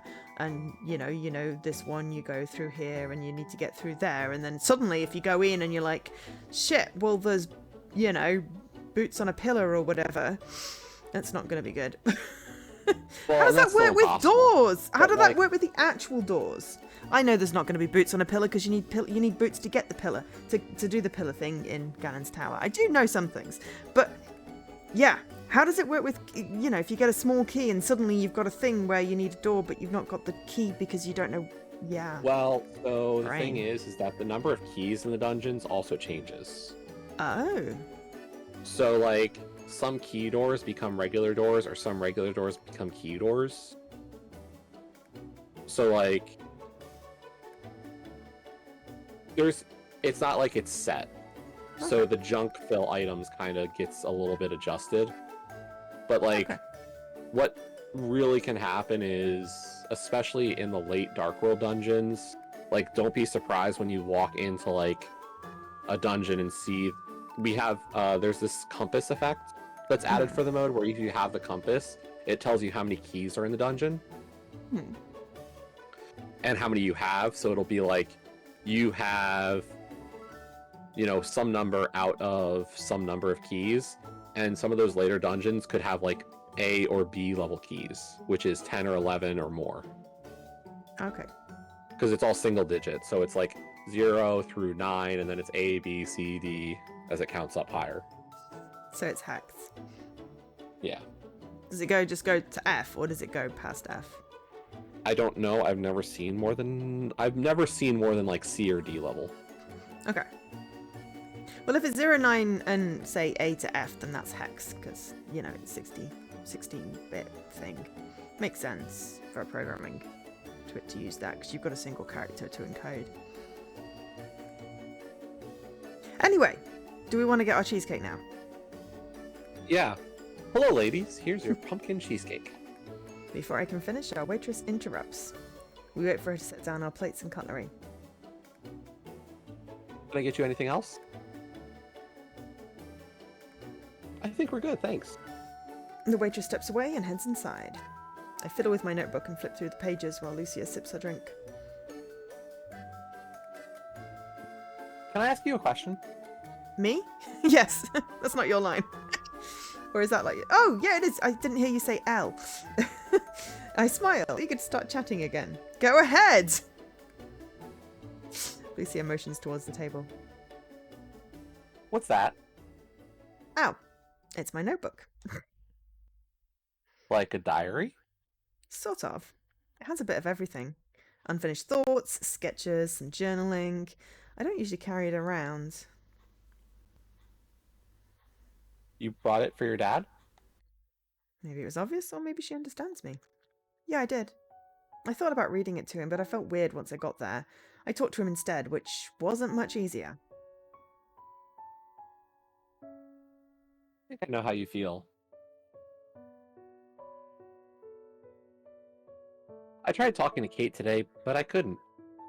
I left her voicemails instead. It felt closer to how things were. Almost normal. It's subtle, but Lucia's voice breaks as she trails off. Instinctively, I reach across the table. For a fraction of a second, my hand rests atop her own. I pull away swiftly, fearing that I've invaded her space. Sorry. She stares at her lap, unmoving. Thank you. That was nice. For a moment, I envisage the horrible precipice Lucia is hovering on the edge of. Unfiltered, unprocessed, raw grief. One day she's going to realize that in the infinite possibilities of this universe, she will never see her sister again. The realization that there will be that there will never be another moment shared with Kate. The end of making memories and the beginning of their blurring. It seems clear, but it never is. Well? Yeah? Lucia bites at her lip and stares into her cup. I have questions that I'm afraid to ask anyone else. I don't want to be weird or rude, but you seem to understand loss better than anyone I've spoken to. I struggle to give her a good answer. What if I make her feel worse? I decide to warn her. Honestly, I am not the best person to get grief counselling from. I need someone to be real with me. I'm tired of being brushed off. Suddenly, the circle of chairs in the church basement revisits me. I felt brushed off too. It was so discouraging. Right? What did people say to you? I heard that the stages can take years, but that the pain won't last forever. Is it true? The stages? Honestly, I forgot how much people like to focus on that idea. My grief wasn't in stages, at least not in the way I expected. She gives me a quizzical stare through glassy eyes. Emotions aren't dominoes. They don't fall in a logical pattern. My grief falls like sudden rain on a cloudless day. I can wake up in acceptance and go to bed angry or bargaining. Lucia's eyes brighten. That was poetic. I ignore her praise. Look, I know that your sister is always on your mind right now, but there's going to be days where you forget about Kate for longer than you ever thought possible. I forget about my dad all the time. Lucia seems startled by my admission. There are moments when his memory doesn't stir any pain or tears. Because you're healing? No. I feel ashamed or angry, even dull at times. It always feels wrong. You'll probably be disgusted with yourself for pulling it together and burying how deeply you miss her. I felt punished for trying to function. Going to work, visiting friends, even getting dressed. Putting away the pain is harder than carrying it. I just want you to know that. There's no winning. There's no easy way to process this loss. She blinks carefully, intentionally, as if she's truly absorbing the information. You know, Lucia stops to clear her throat before continuing. I didn't plan to go back to Kate's grave today. You didn't? No. I was driving around mindlessly, and it sort of dawned on me that wandering in a daze was disrespectful to her memory. She would have done anything for a clear moment. I'm not sure that I follow. I don't want to demand answers, but I can't nod and pretend it makes sense like that grief group did. I'm not here to tell her she's young and that'll make it easier. That was wrong of them. Anecdotes and adages aren't solutions. I want to listen and do my best to understand her, but Lucia doesn't move to explain herself. If you're not ready to tell... No, it's fine. Sorry, I need a moment. I nod and wait for her to gather her thoughts. She takes a deep breath and begins. Kate suffered from chronic health problems and taught me what a privilege a pain-free day is. She tried her best to live a normal life, but her health had a habit of stealing happy moments from her. One morning, Kate didn't get up for breakfast. My mom went upstairs to check on her. They had plans to go shopping, so it was odd that she hadn't started getting ready. When my mom walked in, Kate wouldn't wake up. She was taking prescription drugs for her illness, and she aspirated in her sleep. It was sudden. She died all alone. And now I'm here, 1 week later, enjoying a pumpkin spice latte while my sister starts to rot in the ground. My heart shudders as she speaks the word. Rot. So yeah, I get what you mean. There are no right choices. Every moment without her feels wrong. I feel like a stranger in my own life. I'd never say anything like that, especially to someone I've just met, but I spoke without hesitating. And now I'm regretting every word. I'm afraid that you think I'm a freak. No. It's horrible, but everything you said makes perfect sense. I don't want to tell her anything else. I don't want her to know that my heart doesn't feel like it did before. Lucia gives me a look that cuts deep. This girl is staring into my eyes looking for hope. I reach out and squeeze her hand, but the comfort is forced. I don't know how to tell her that I'm broken too. She doesn't deserve the whiplash of false hope. I don't want to see her bite that apple. I don't want to watch it turn to bitter ash on her tongue. I pull my hand away and break the silence. Can I put my number in your phone? Lucia straightens her posture and reaches for her bag. Sure. She unlocks her phone and hands it over. I carefully type my information into the new contact menu, making sure I leave no mistakes. I know it's a cliche, but you can call me anytime. I don't care why either. It doesn't have to be an emergency. She nods as she stashes her cell phone back into her bag. Thank you. I still have questions, if you're willing. I feel an acidic hesitation burning in my throat. I'm not sure if I'm the person you should be around right now. I think you're wrong. I don't think I am. I tried talking to other people dealing with loss and it didn't help. Sometimes I wonder if the opposite would have been better. Maybe you need to surround yourself with people who don't get it. How would that help? Maybe you'll convince yourself that you're just like them. Fake it till you make it, but the grief counselling version. Look, I get it if you don't want to talk about grief, but I don't need kid gloves. She points to my lap. I want to hear the L that's in the notebook. I know you've already let me listen to her. When? The poetry, grief that falls like sudden rain on a cloudless day. I'll bet you $20 that's been written in there. I mean, yeah, I suppose it does horror, but pushing down your feelings and not feeling them is not a healthy way to deal with it. I never really agreed with fake it till you make it in any kind of situation. It just felt disingenuous to me, and I think, you know, if you're not coping with grief, that's okay. Everyone deals with it in their own way. But anyway, as much as I wouldn't mind paying for the meal, I won't bet against her. I know she's right and she knows it too. I push aside my uncertainty. It's not like you have to see her again. Ah! If your answers freak her out, it was her choice to insist on them. But I find myself imagining her in my future. Where she fits in, I'm not sure. But I'm certain I want to see her again. Okay, I'll bite. Finally. First, you have to make me a promise. What kind of promise? When we go our separate ways, you'll have to text me after. Even if it's to say bye forever. Okay. I promise that I'll text you. I wink at Lucia playfully. I mean, I do not believe that grief can be indulged in. It's not like cake. You have to process it, yeah, but how long that takes and what form that takes at no point is indulging. It's just feeling.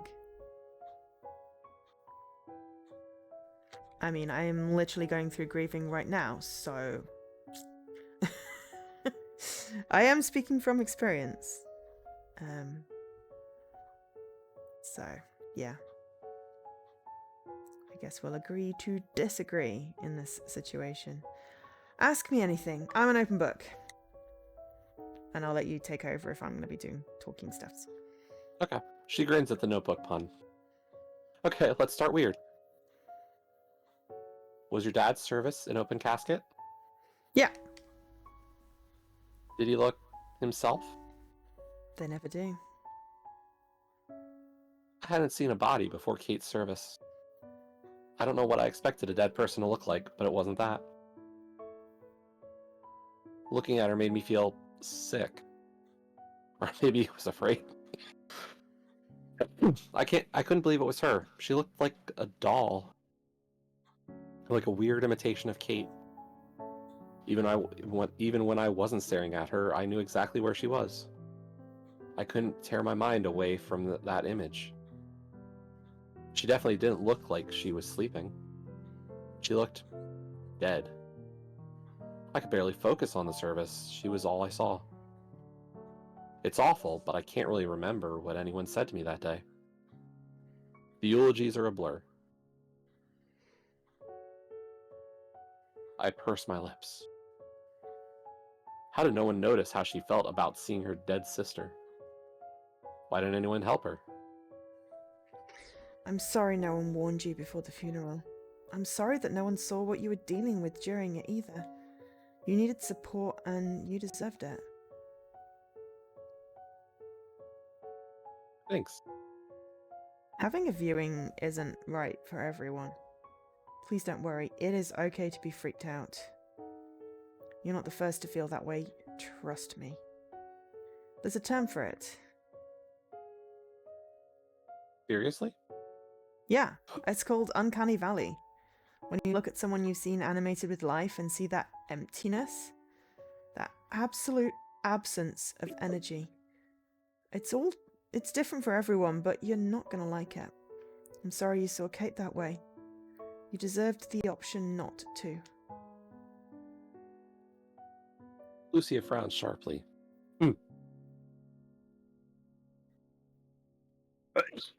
You're right.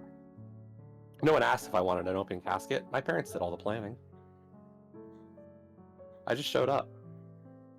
My mum did the opposite. She dragged me to every moment of the planning.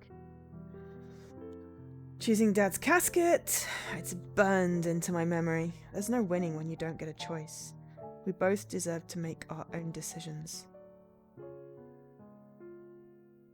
Lucia nods as her expression softens. After the funeral, I kept pulling a photo of Kate out of my wallet. I couldn't help but stare and cry. I was doing whatever I could to remember her the way she was, instead of the shell I saw that day.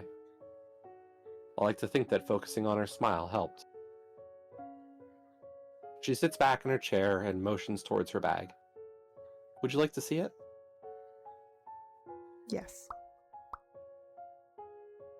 I don't know if it's my choice or not, but... Oh yeah, you picked Fine. Sexy Spooky, so I'm going with yes. Sure. Lucia carefully places a small photograph on the table between us. I sit forward and peer down, bracing myself. Aww. Instantly, I feel my heart shudder out of rhythm as I take in the smiling image of a girl my own age. She was so young. I look back to Lucia and try to keep my response simple. Your sister had a beautiful smile. She nods in agreement. I took that photo when we were gardening together last summer. Weeding my grandma's garden was always a pain, but Kate did her best to make me laugh whenever she could. She spent more time gathering up bouquets than actually pulling weeds. I didn't mind, though. Chores weren't so bad when she was around to help. I think Kate smiled every day of her life. I'll miss that the most. She was a bright light. That's why I always wanted to be like my big sister.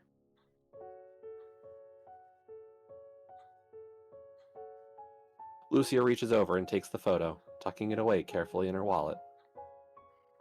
Elle, please don't feel pressure. I get it if you can't share anymore. I know that I'm not entitled to your pain or experiences, but I'd be lying if I said that I didn't want to hear them. Can I ask another question? You just did.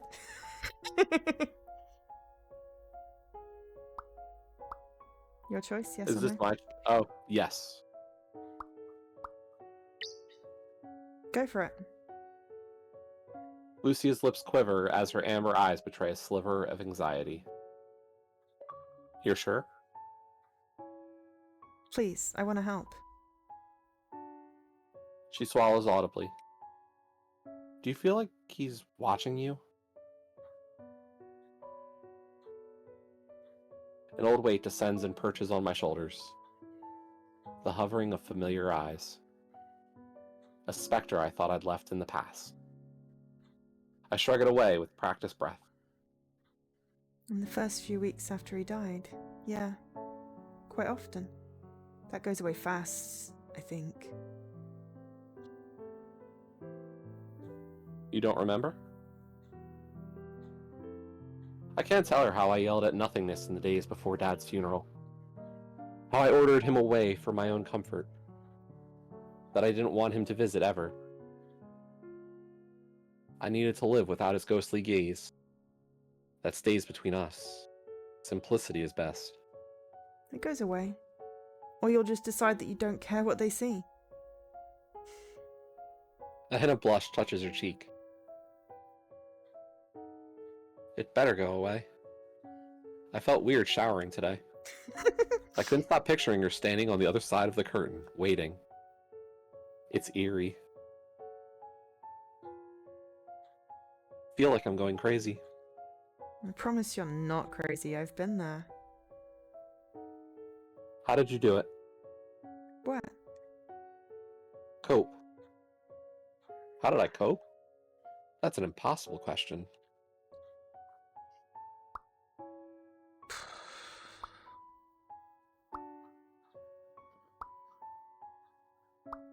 Honestly? Keep going. Okay.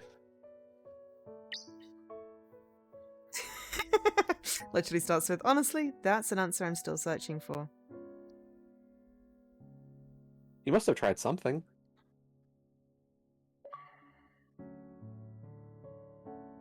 Oh, Lucia, I tried plenty. I decided to turn the question back toward her. What have you tried in the first week? My hair, I guess. It wasn't this color last week.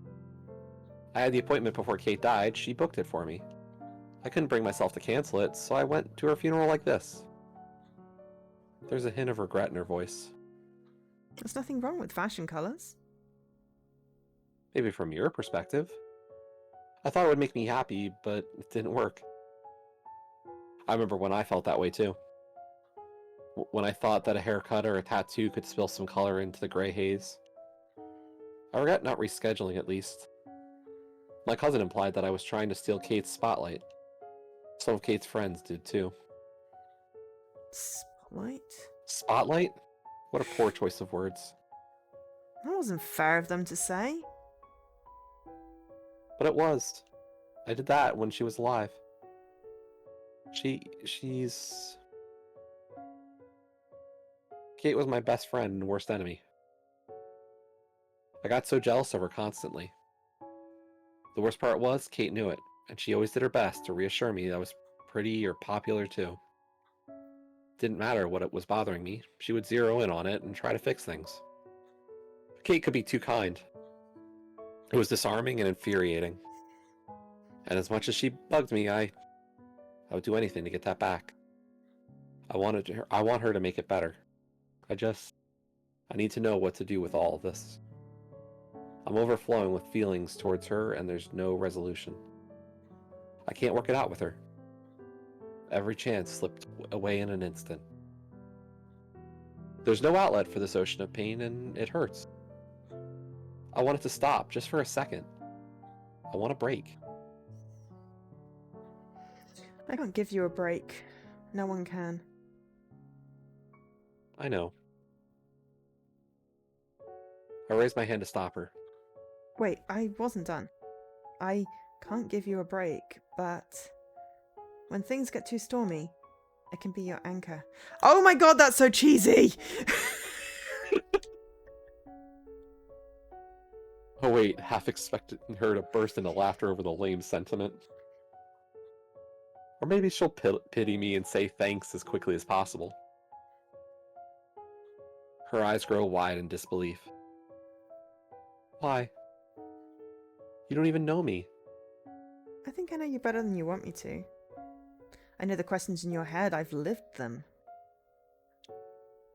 Lucia freezes. Maybe that scares you. I feel like you know me too, and it's uncomfortable. It fills me with insecurities that I didn't even know I had. But I still want to see you again. I want to meet the other pieces of you. I mean, I don't know your favorite color or hobbies and... Okay, why is this seem to be set, like, in America? Yeah, it's got English spelling. That's so confusing. So you can't have biscuits, but spell color with a U. And favorite. Oh yeah, and I hadn't even noticed favorite because they just look normal to me, but color... And your... I'm kidding. No. Your is supposed to have a U in it, whichever I was dialect. hoping maybe I'd get a little bit more of a confused what? My mind briefly went, do you mean there's supposed to be an apostrophe and an E in there? Because I don't think that's grammatically accurate. And then I realized you were trying to joke at me. But yeah, it was like they were talking about soup and biscuits. And then unless this is like Australia or something. Do they have soup and biscuits in Australia? Anyway, it just threw me. I don't know your favorite color or hobbies, but I want to. He doesn't respond. That's the long-winded version of why I'll be there if you call. If you want to see me again. Lucia finally emerges from her silence. I do. But if you're going to know my story, I need to hear more of yours. I can tell you're censoring it. I'm not blind either. When I asked you about that Halloween party, you froze up. I saw it. Something stole you from our conversation for just a second. You don't need to hide that from me. If I'm going to be vulnerable, can't you be too? I promise I'm not going to hurt you. I'm not going anywhere. Will you tell me what happened to you?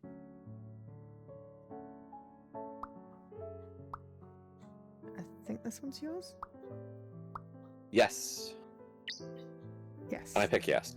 Yes. But if you have questions, wait until I'm finished. Lucia nods in agreement. Okay, I can do that. Fair warning, it is a long and messy story. If it's too much to hear right now, please stop me. I will if I need to. Hey, Huffle. Alright. I swallow, but the lump in my throat remains. It's an uncomfortable ache. Until today, I hadn't felt that for months? Maybe even years. It's better than feeling nothing, right? I turn my attention back to Lucia. I'm going to think aloud here. If I come off erratic, that's why. Honestly, I am ashamed of myself. And that's not typical. I've hated myself. I've felt angry, lonely, and stupid, but never ashamed. There was no one around that I cared about to feel shame. When you started asking questions, you made me reflect for the first time in a while. Despite my declaration of honesty, I can't help but hold back. Vulnerability is not my thing. It's exactly why therapy has always been a struggle. I decide to borrow the attitude I'd fought so hard to leave behind. Fuck it. Here goes nothing. 4 years ago, I went to a Halloween party.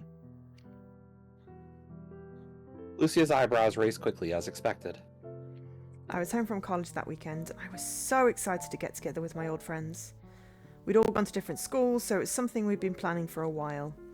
We all dressed up together before the crowd arrived. It started out pretty innocently. But a ton of people showed up, and the party got kind of crazy. My friend was hosting, and she didn't mind, luckily.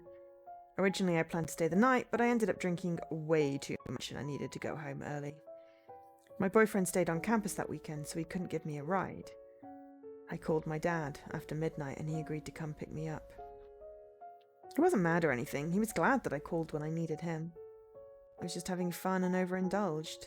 He understood. My dad was driving to my friend's place when a teenager in a truck blew through a stop sign and T-boned him. When the emergency services arrived, my dad was still awake. He didn't make it to the hospital. I wait, trying to gauge Lucia's response. She seems okay. I'll keep going. The kid that caused the accident walked away with superficial scratches. He was lucky in that regard, but mentally he was traumatized. I don't have any ill will towards him. Anymore. He did his best to make amends with my family. Honestly, I hope he can live a normal life. One mistake shouldn't haunt him forever. After my dad died, things with my mum went downhill pretty quickly. I left school to stay home with her. It didn't feel right to leave her all alone. Things fizzled out with my boyfriend because of the distance, so I was dealing with my stuff too. I tried to be there for my mum, but nothing worked. When I spoke with her, she made me feel like I didn't exist. And when I tried to tell her about my feelings, she shut me down. She treated suffering like a competition. She'd say that he was just my dad. She'd rant on about how we're meant to lose our parents, that he was her husband and it was her pain that would never end. I barely recognized her. There was even a time when I thought she might kill herself. I didn't know what to do. I was practically still a teenager. It was... Catch myself holding back, but push through. It was fucking scary. Lucia purses her lips and nods solemnly. Her eyes speak as sincere and I'm so sorry as she possibly can. But she stays true to her word and doesn't interrupt, sensing that my story isn't complete. Without much of an explanation, she suddenly went on vacation and never really came back. She moved to the West Coast and got a fresh start. I grit my teeth, forcing myself to say what I'd only ever felt before. My mum said that I was always welcome to join her, but I know she only offered because she knew I'd refuse to move. She knew that I wouldn't follow her. Eventually, she ended up hating my dad. I think it was her way of coping. Their marriage wasn't perfect, but she clung to everything that was wrong. He was a shift worker, always rotating from days to nights. It meant that he didn't get to spend as much time with us as he would have liked, but it paid for my mum's lifestyle. She always had new clothes, a nice car, whatever she asked him for. I know he loved her. He used gifts to try and make up for his schedule. My mum doesn't seem to remember that side of him. I guess it's easier to hate someone rather than mourn them. She never fails to shit-talk him when we're on the phone. In her eyes, her new boyfriend is perfect, and my dad was human garbage. I can't stand to listen to her for too long, so I keep our calls short and spaced out. My therapist calls it creating boundaries. It feels like giving up, though. Because in the end, my mum got what she wanted. My mum's goal was to get rid of me, and she won. Call it a mental breakdown, a midlife crisis, or whatever you want. It's something I've never been able to shake off, even years later. As I fight to utter them, the words try to escape me. They're unspeakable thoughts. Lucia looks at me, questioning, and I nod. Elle, you're safe with me. Please, you can say it. I exhale. Every day, I wake up and I think, I want to go home. But I can't. That part of my life, that door is locked. I shake my head, disagreeing with my statement.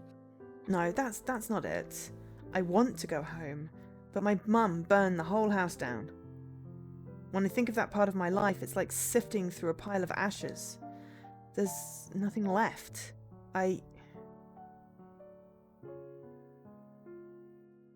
I did stupid things trying to numb the pain.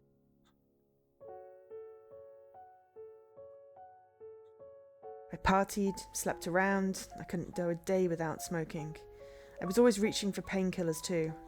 I think I convinced myself they'd quiet the throbbing in my head. House parties were too close to losing him, so I went to nightclubs instead. I remember dancing in the middle of a neon... Wow, we just got 2! Sorry.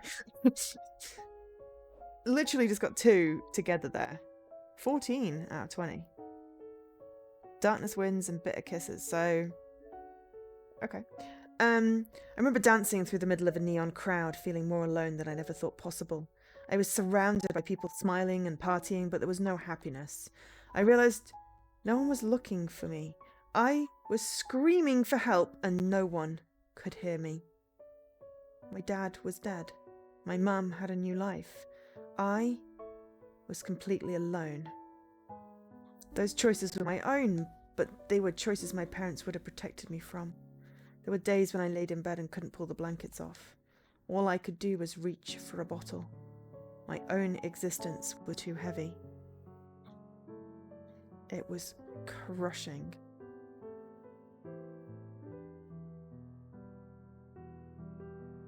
I got lucky in the end. My doctor probably saved my life. His office called for an annual checkup, and instead of cancelling, I felt compelled to go. I didn't tell him much, but he saw the signs and pushed me into treatment. Lucy, I am not the kind of person you should be around. I'm not good. My mum, Warm tears spill down my frigid cheeks, like spring rain on forgotten snow. My throat constricts, threatening to choke my words into silence. I don't know what I did. I don't know why she left. I don't know why she stopped loving me. Lucia reaches across the table and squeezes my hand. As her fingertips brush across my skin, my shoulders drop. How did she do that? She has such a subtle presence. The smallest gesture feels like she's wrapped me in a fuzzy blanket. Why? Why do I feel safe telling you this? Lucia's expression softens as she pulls her hand away. Maybe this wasn't an accidental connection. I hastily wipe away the tears with my sleeve, doing my best to compose myself. What do you mean? I never planned to visit the cemetery. My sister wasn't the reason I pulled over. It was because of you. The universe put you there and pulled me in like a magnet. I was sent to find you. I think we were meant to meet.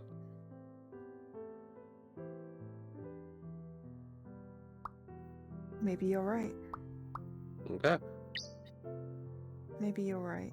When I visited his grave, I nearly left as soon as I got there. I felt stupid for thinking that a visit could help me find closure. I was going to leave, but I felt a pull. So I sat down and I stayed. A magnetism. Magnetism. That could have been the allergy meds, though. Prescribed by my doctor for anxiety. I took more than I'm supposed to. Lucia stiffens. I know, it's wrong. I'm not perfect. I'm an idiot. Honestly, I promise I won't do it again. But if I hadn't, we probably wouldn't have met. You nod sympathetically. That's something to talk to your doctor about, Elle. Or a mental health professional. Please be careful. Kate took her meds properly, and it still had unexpected consequences. Make an appointment when you get home. I nod in agreement. I will. Good. I'll hold you to it. She sticks out her tongue playfully. Book that, and our next cheesecake date is on me. Ooh, another date. Another date? Ooh. Maybe she is my type. It's a deal. Great. Also, I want to make a point. I don't think the anxiety meds are why we met. I have to argue Fate's case. I think there was a sign that we were meant to find each other. I just couldn't see it until now. What sign? The bouquet of blue roses for Kate. They weren't there during her burial. Someone dropped them off afterward. I don't follow.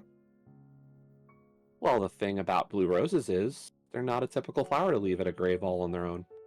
Ooh, I have Usually a you little have an flower arrangement book. with all kinds of accents. I have Roses a weren't something Kate flower liked book either. that tells you like what different flowers mean different emotions. So if they don't tell, I'm gonna have to go get my flower book.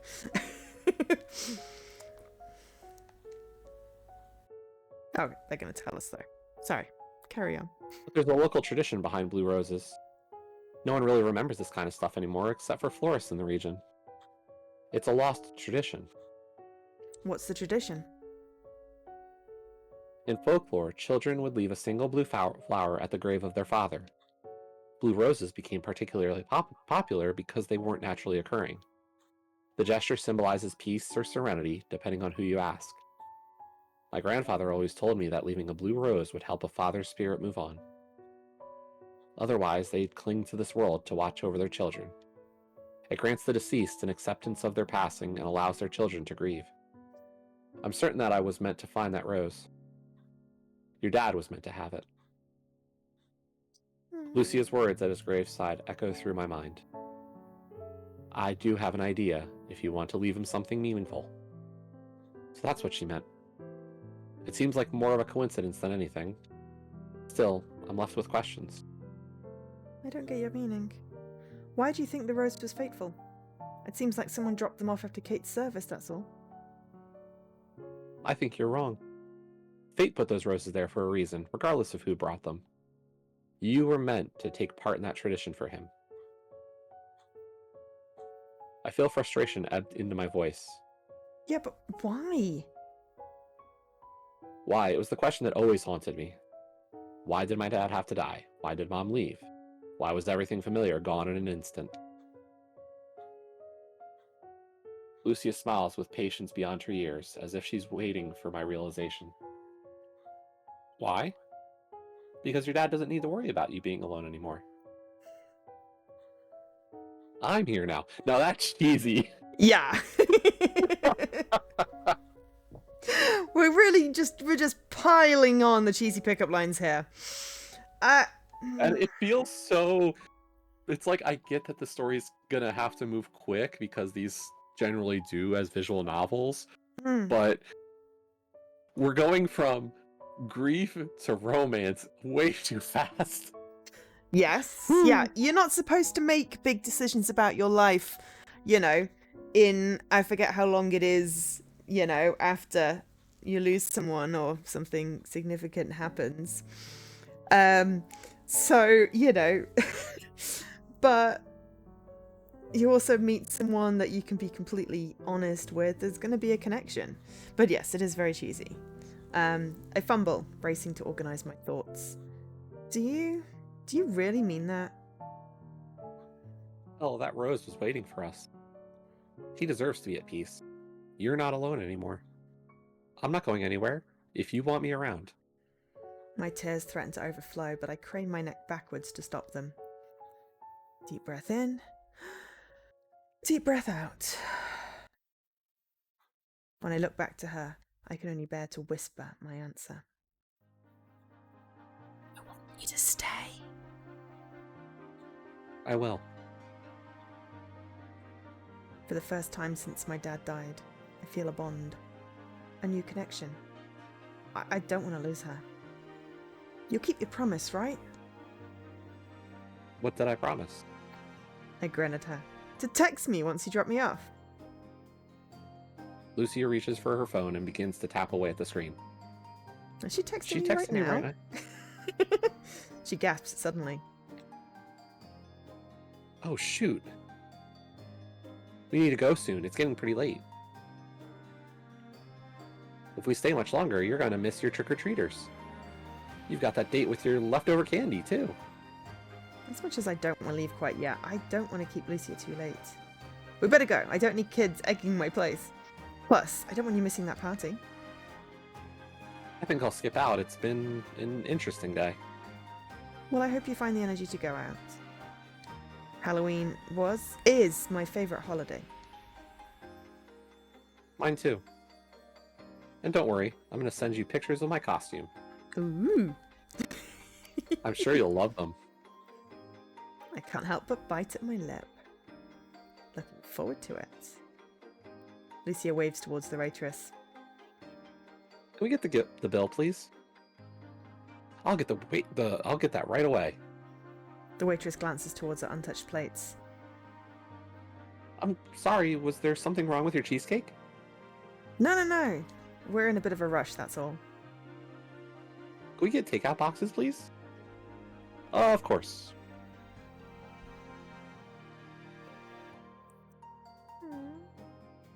Thanks for coming. Happy Halloween. With the bill paid, we cross the street and head to Lucia's car. I focus on giving Lucia directions to my neighbourhood. I can't help but feel eager to get a box of Halloween decorations dusted off and onto my doorstep. I'm at number 235. Right here? Yeah, that's my place. Lucia pulls over and parks the car. As the engine switches off, I can't help but wonder what she's up to. I thought she'd just drop me off. Let me walk you to your door. You don't have to do that. She giggles softly. Of course I do. This place is crawling with monsters.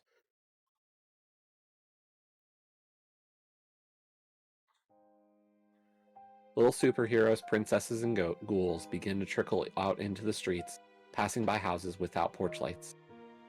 I hurry up the steps and unlock my door. As I turn the key, I feel Lucia's eyes on my back. Spooky Street! Go home!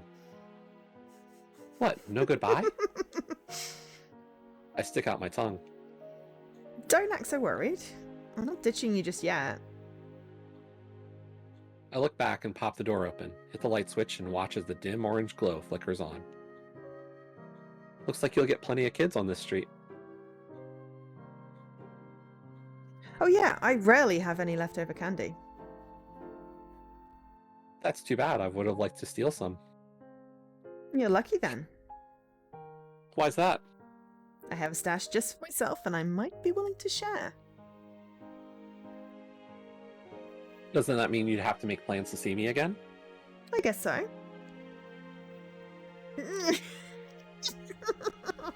Lucille warps closer.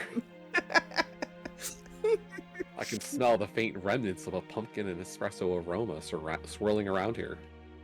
Her gaze drifts downward from my eyes and traces my lips. I'd like that. Kiss. Is she... Boo! An eruption of laughter echoes from across the street. A group of trick-or-treaters were trying to scare their friends. Lucy adjusts the strap of her purse, clearly flustered. I've been thinking about our next date. I can't help but smile when she says date. You have? Yep. Maybe we could go with something casual? Coffee wasn't casual? I meant the topics. I'd love to know what your favorite music is or what your childhood pets were like. I want to know more about you. My heartbeat quickens. I like where you're going with that. I can do simple. As long as you spill some deets too. I want to hear all about your past. Ex-boyfriends, adventures, everything. Lucia begins to fidget again, this time with her necklace. Well, you won't have to worry about boyfriends. She seems anxious about the admission. That's a relief, no competition. Wow, this is moving fast. I mean, you didn't ask about try my- girlfriends. There might be tons of ex-girlfriends here. Or, you know, non-binary partners. Considering this is a... laugh, but all I get is a grin. Worth it. I mean, considering this is meant to be, you know... What was it? Yaoi? Is that how you say it? Yuri. Oh, yeah. Yaoi is the opposite. Yaoi is the opposite. Yeah, I got one word stuck in my head. Yuri. Then why would you ask about ex-boyfriends? I mean, she was talking about her boyfriend, but you'd say, surely, like, ex-partners, you don't want to make assumptions about people. Anyway, do you like horror movies? Yeah. Although I'm more into ghost stories, slashers aren't my thing. All right. Did you want to come over tomorrow night? We can eat candy and watch a haunted house film. Her eyes light up. I'd love to. Great, it's a plan. Although I do have one question for you. What is it? Should I expect flowers? Oh, I guess I better be off ours. don't be silly, I can bring one. Lucia reaches into her purse and taps at her phone. It's getting late. I think I should head home. There is something else I wanted to say before you go. Okay. Can I kiss you? It's that if you do change your mind about us seeing each other again, it's okay.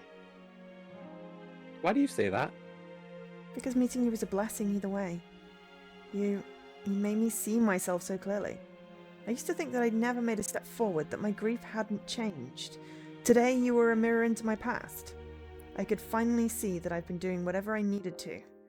I'm growing. So, blue roses and fate aside, you lost your sister this week. I'd rather you lean on me and not the other way around. I also want you to take as much time as you need before we see each other again. If you wake up tomorrow and can't get out of bed, that's natural. I'm not in a rush. I'll wait for when you're ready to spend time together. Put yourself first. Lucia nods. Thank you for saying that.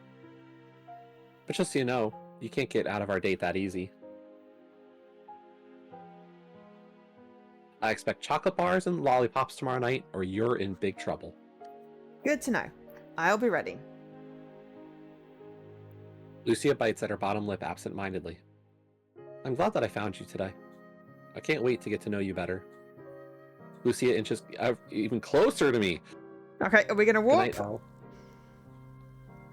Are we gonna kiss? Oh, we're gonna hug. Okay, hug is appropriate. Oh. Lucia wraps her arms around me in a warm embrace. I think you're an amazing person. Thank you for today.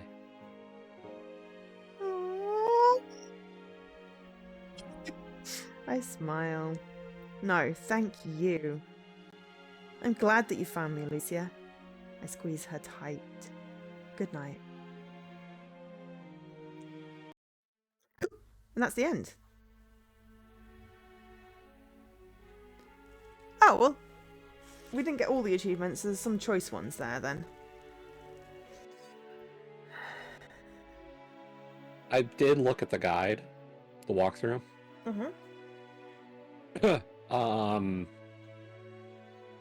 The two major... The things that the walkthrough said was, like, always pick the top option for your first playthrough. Okay. And the other thing was, for the second one, choose the bottom at the beginning to go with stay positive. Okay. Those were the only things that they had said, because, like, I guess...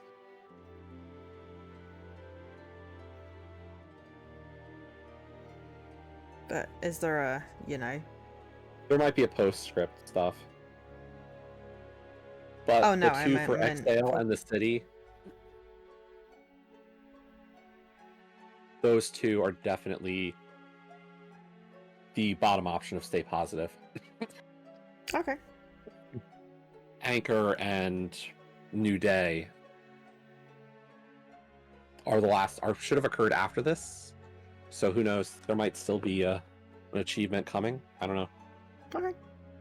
Maybe there's a postscript that they end up together, and Well, I mean, maybe blah, it's blah. literally you wake up, it's a new day. I mean, Yeah.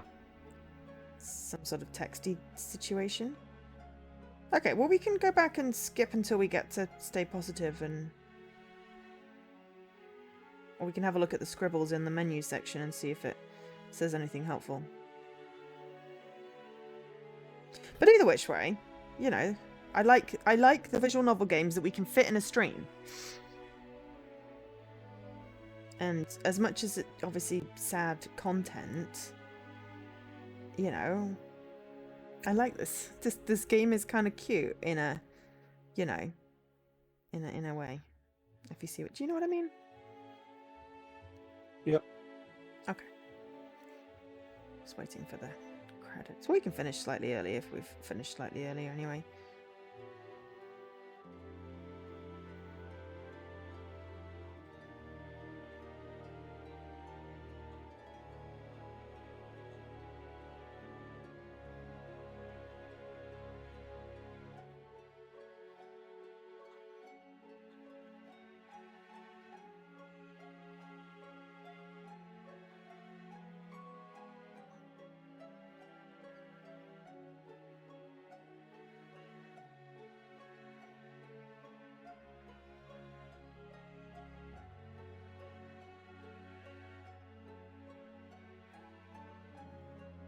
Spooktober game jam hosts and judges.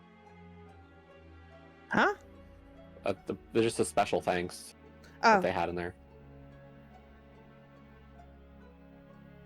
I'm still on additional graphic design.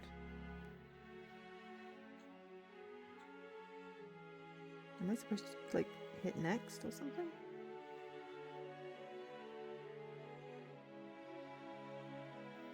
I don't think so. It's just spending an awfully long... Oh, there we go. A special Thank thanks you for too. playing. There we go.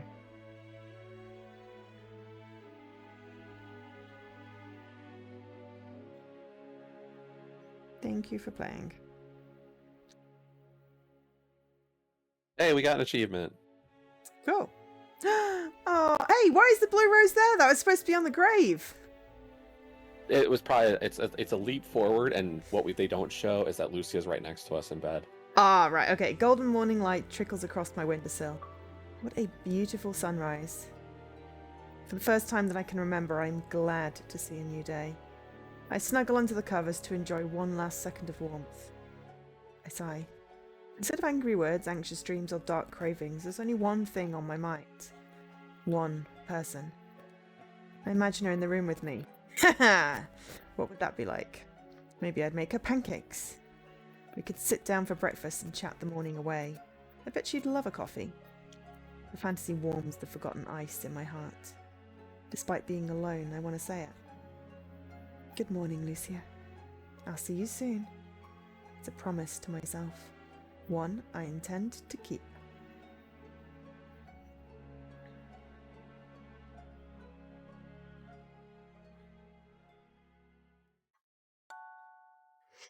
Okay. There's a little blue rose now on the book. Okay, so memories. Blue Rose was always there. Okay, well I didn't see it before. So we've got Dear Future Self. Should we read these things out, the sketches? Or do you want to wait until we've unlocked the other ones and then we can do that?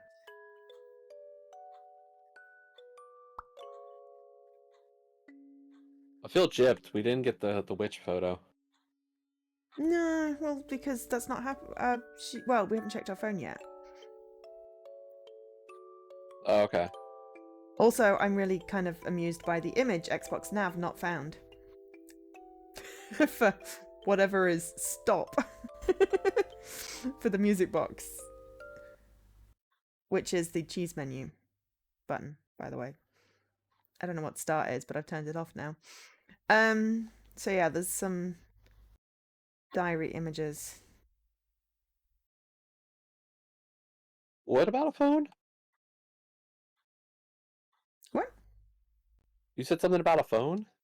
No, I said the nav image that's missing at the beginning. At the top of the thing. I turned off the music. And It's something about not getting a witch photo. You had mentioned something about a oh, phone. maybe she didn't check her phone yet.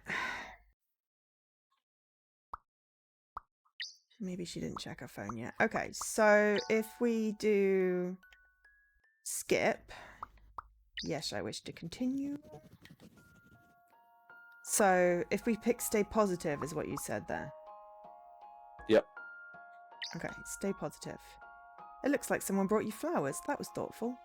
If I were to guess, I'd say it was Auntie Cora. She misses you. She tried so hard to be there for Mum after your accident. Nope, that's too much.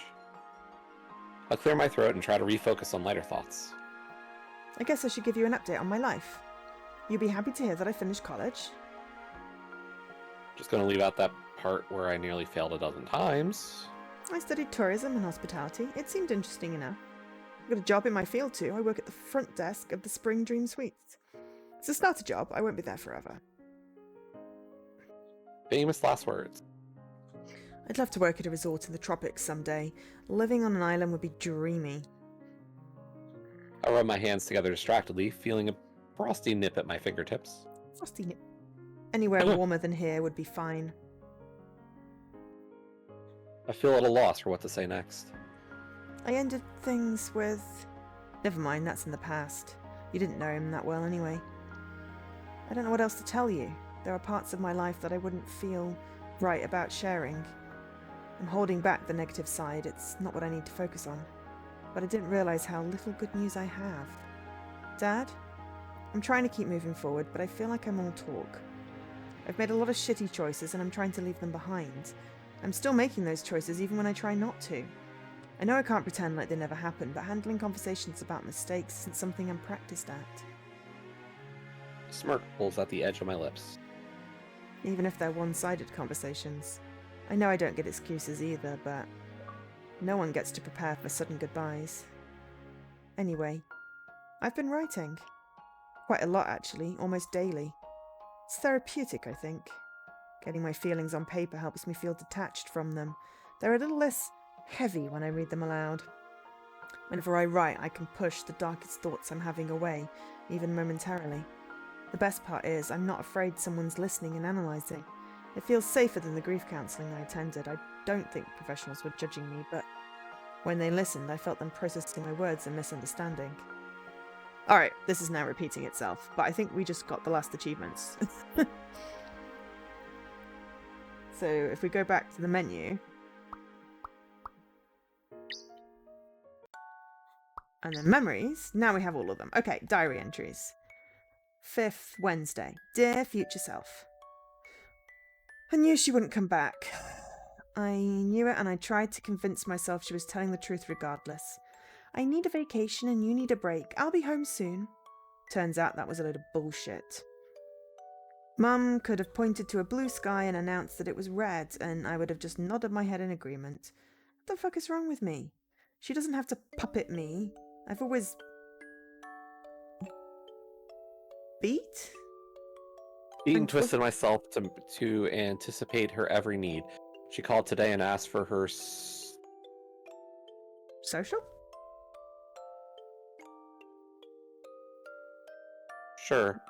No, that doesn't So make I sense. went into the filing... Like social number. security number, right. Yeah. So I went into the filing cabinet and fetched it for her for like a good daughter. When I asked her why she needed it, I already knew the answer. Mom got an apartment 1,200 miles away, and her reason was simple. I'm protecting you. But after some questions, it changed. You're going to college. I'll be done. I'll be alone anyway. But then it transformed once more. You're too much to handle right now. Okay, great. That's all for now. I doubt she's calling again soon. She automated an allowance, so I won't starve or miss any bills. Bye, L. That is So, shit. This is a terrible mother. I was trying to place this. Yeah. Like, trying to understand where roughly this is. And given the foliage and everything and the chill, I thought, like, this might have been, like, the northeast here. Mm. because it had a very like Northeast US vibe to it, Mm-hmm. with the leaves and the pumpkins and the Halloween vibe. Yeah. It made a lot of sense. But she also said that her mother moved to the coast, Yeah. and it only says 1,200 miles away. How I don't have any concept of how is that across America type? No, not even close. The distance Right. between you and me is like the same distance as me to the West Coast, Right. which is like you and I are 3,000 miles apart. Ah, yeah, okay, that gives me more Yeah. context. Right. So So that's why I'm trying to think like how far apart, like where actually L is, or well, how it's far away not her mother actually England. moved. It's not England Yeah, because we no, don't have socials, but also 1,200 miles. That in any England is small. direction in your yeah, 1,200 miles in any direction puts you in an in ocean the or on ocean. another country. Yeah, exactly. So it could be. I mean, where is it? Canada? Could it be Canada? Because the developers Canada's are just as wide as Canadian. us. Yeah, but could it be up? Because they are based. Delphinium Interactive are based in Canada, Okay, which could explain the could be. use and the social and the pumpkin obsession. Good guess. So they could have lived in the middle somewhere and gone to the coast. It could have been an up, maybe. Potentially. It doesn't feel like it's like China, Japan type. No. I think Japan suffers from the same thing as the UK, and that you'd end up in the sea. with I don't actually have any concept of how big Japan is, but I'm fairly certain it's not quite as big as it's bigger than England. It's bigger than the UK, but it's nowhere near as big as like China or the US. Just vaguely trying to picture a globe here. So yeah, okay. Well, maybe there'll be more clues in some of these diary things. Grief isn't a low. It is a terrifying high atop a mountain I never climbed. How am I supposed to make my descent? I cling to the first step, soft palms already stained red. The steep cliffs terrify and welcome me. The temptation of flight beckons, the crash an afterthought. I think to jump, but I'm already falling, and no one even noticed.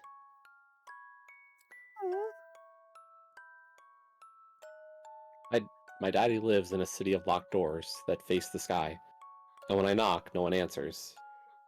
In my hand, I grip a key that can't be thrown away. I'm sorry I can't see you right now, Daddy. I'm not ready for the door to Lock. lock behind me. I don't know what's on the other side. An anchor to cling to at the bottom of this ocean. My soul's locked on bedrock as I grip this chain. Bleed. What? Bleed. Oh, what did I say? Locked. I think I was reading the wrong line. My soul's bleed on bedrock as I grip to this chain. I'll drag myself to the surface. There may be no light, but there is air. I will gulp it greedily. Wow. What the fuck was last night? I used to think movies were playing it up. I rolled my eyes when characters would throw their blankets and scream themselves awake. It seemed exaggerated. Last night, I clenched my fist so tight that my nails tore through my palms.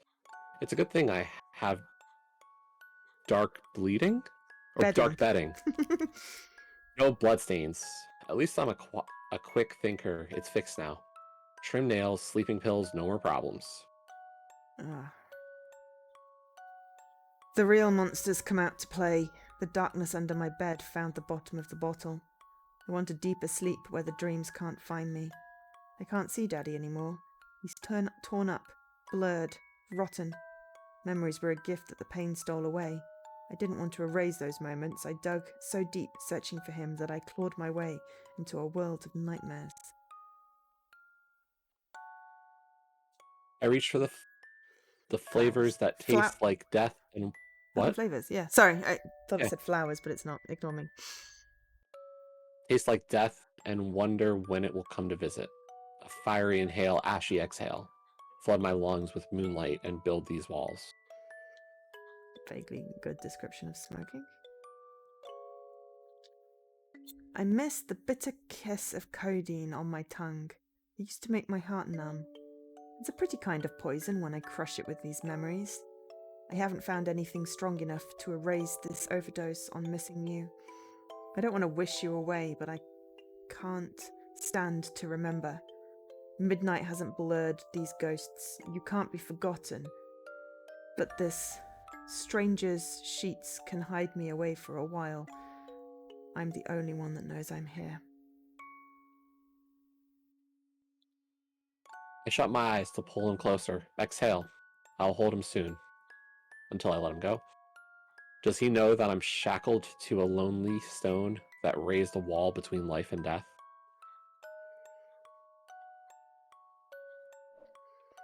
Wow.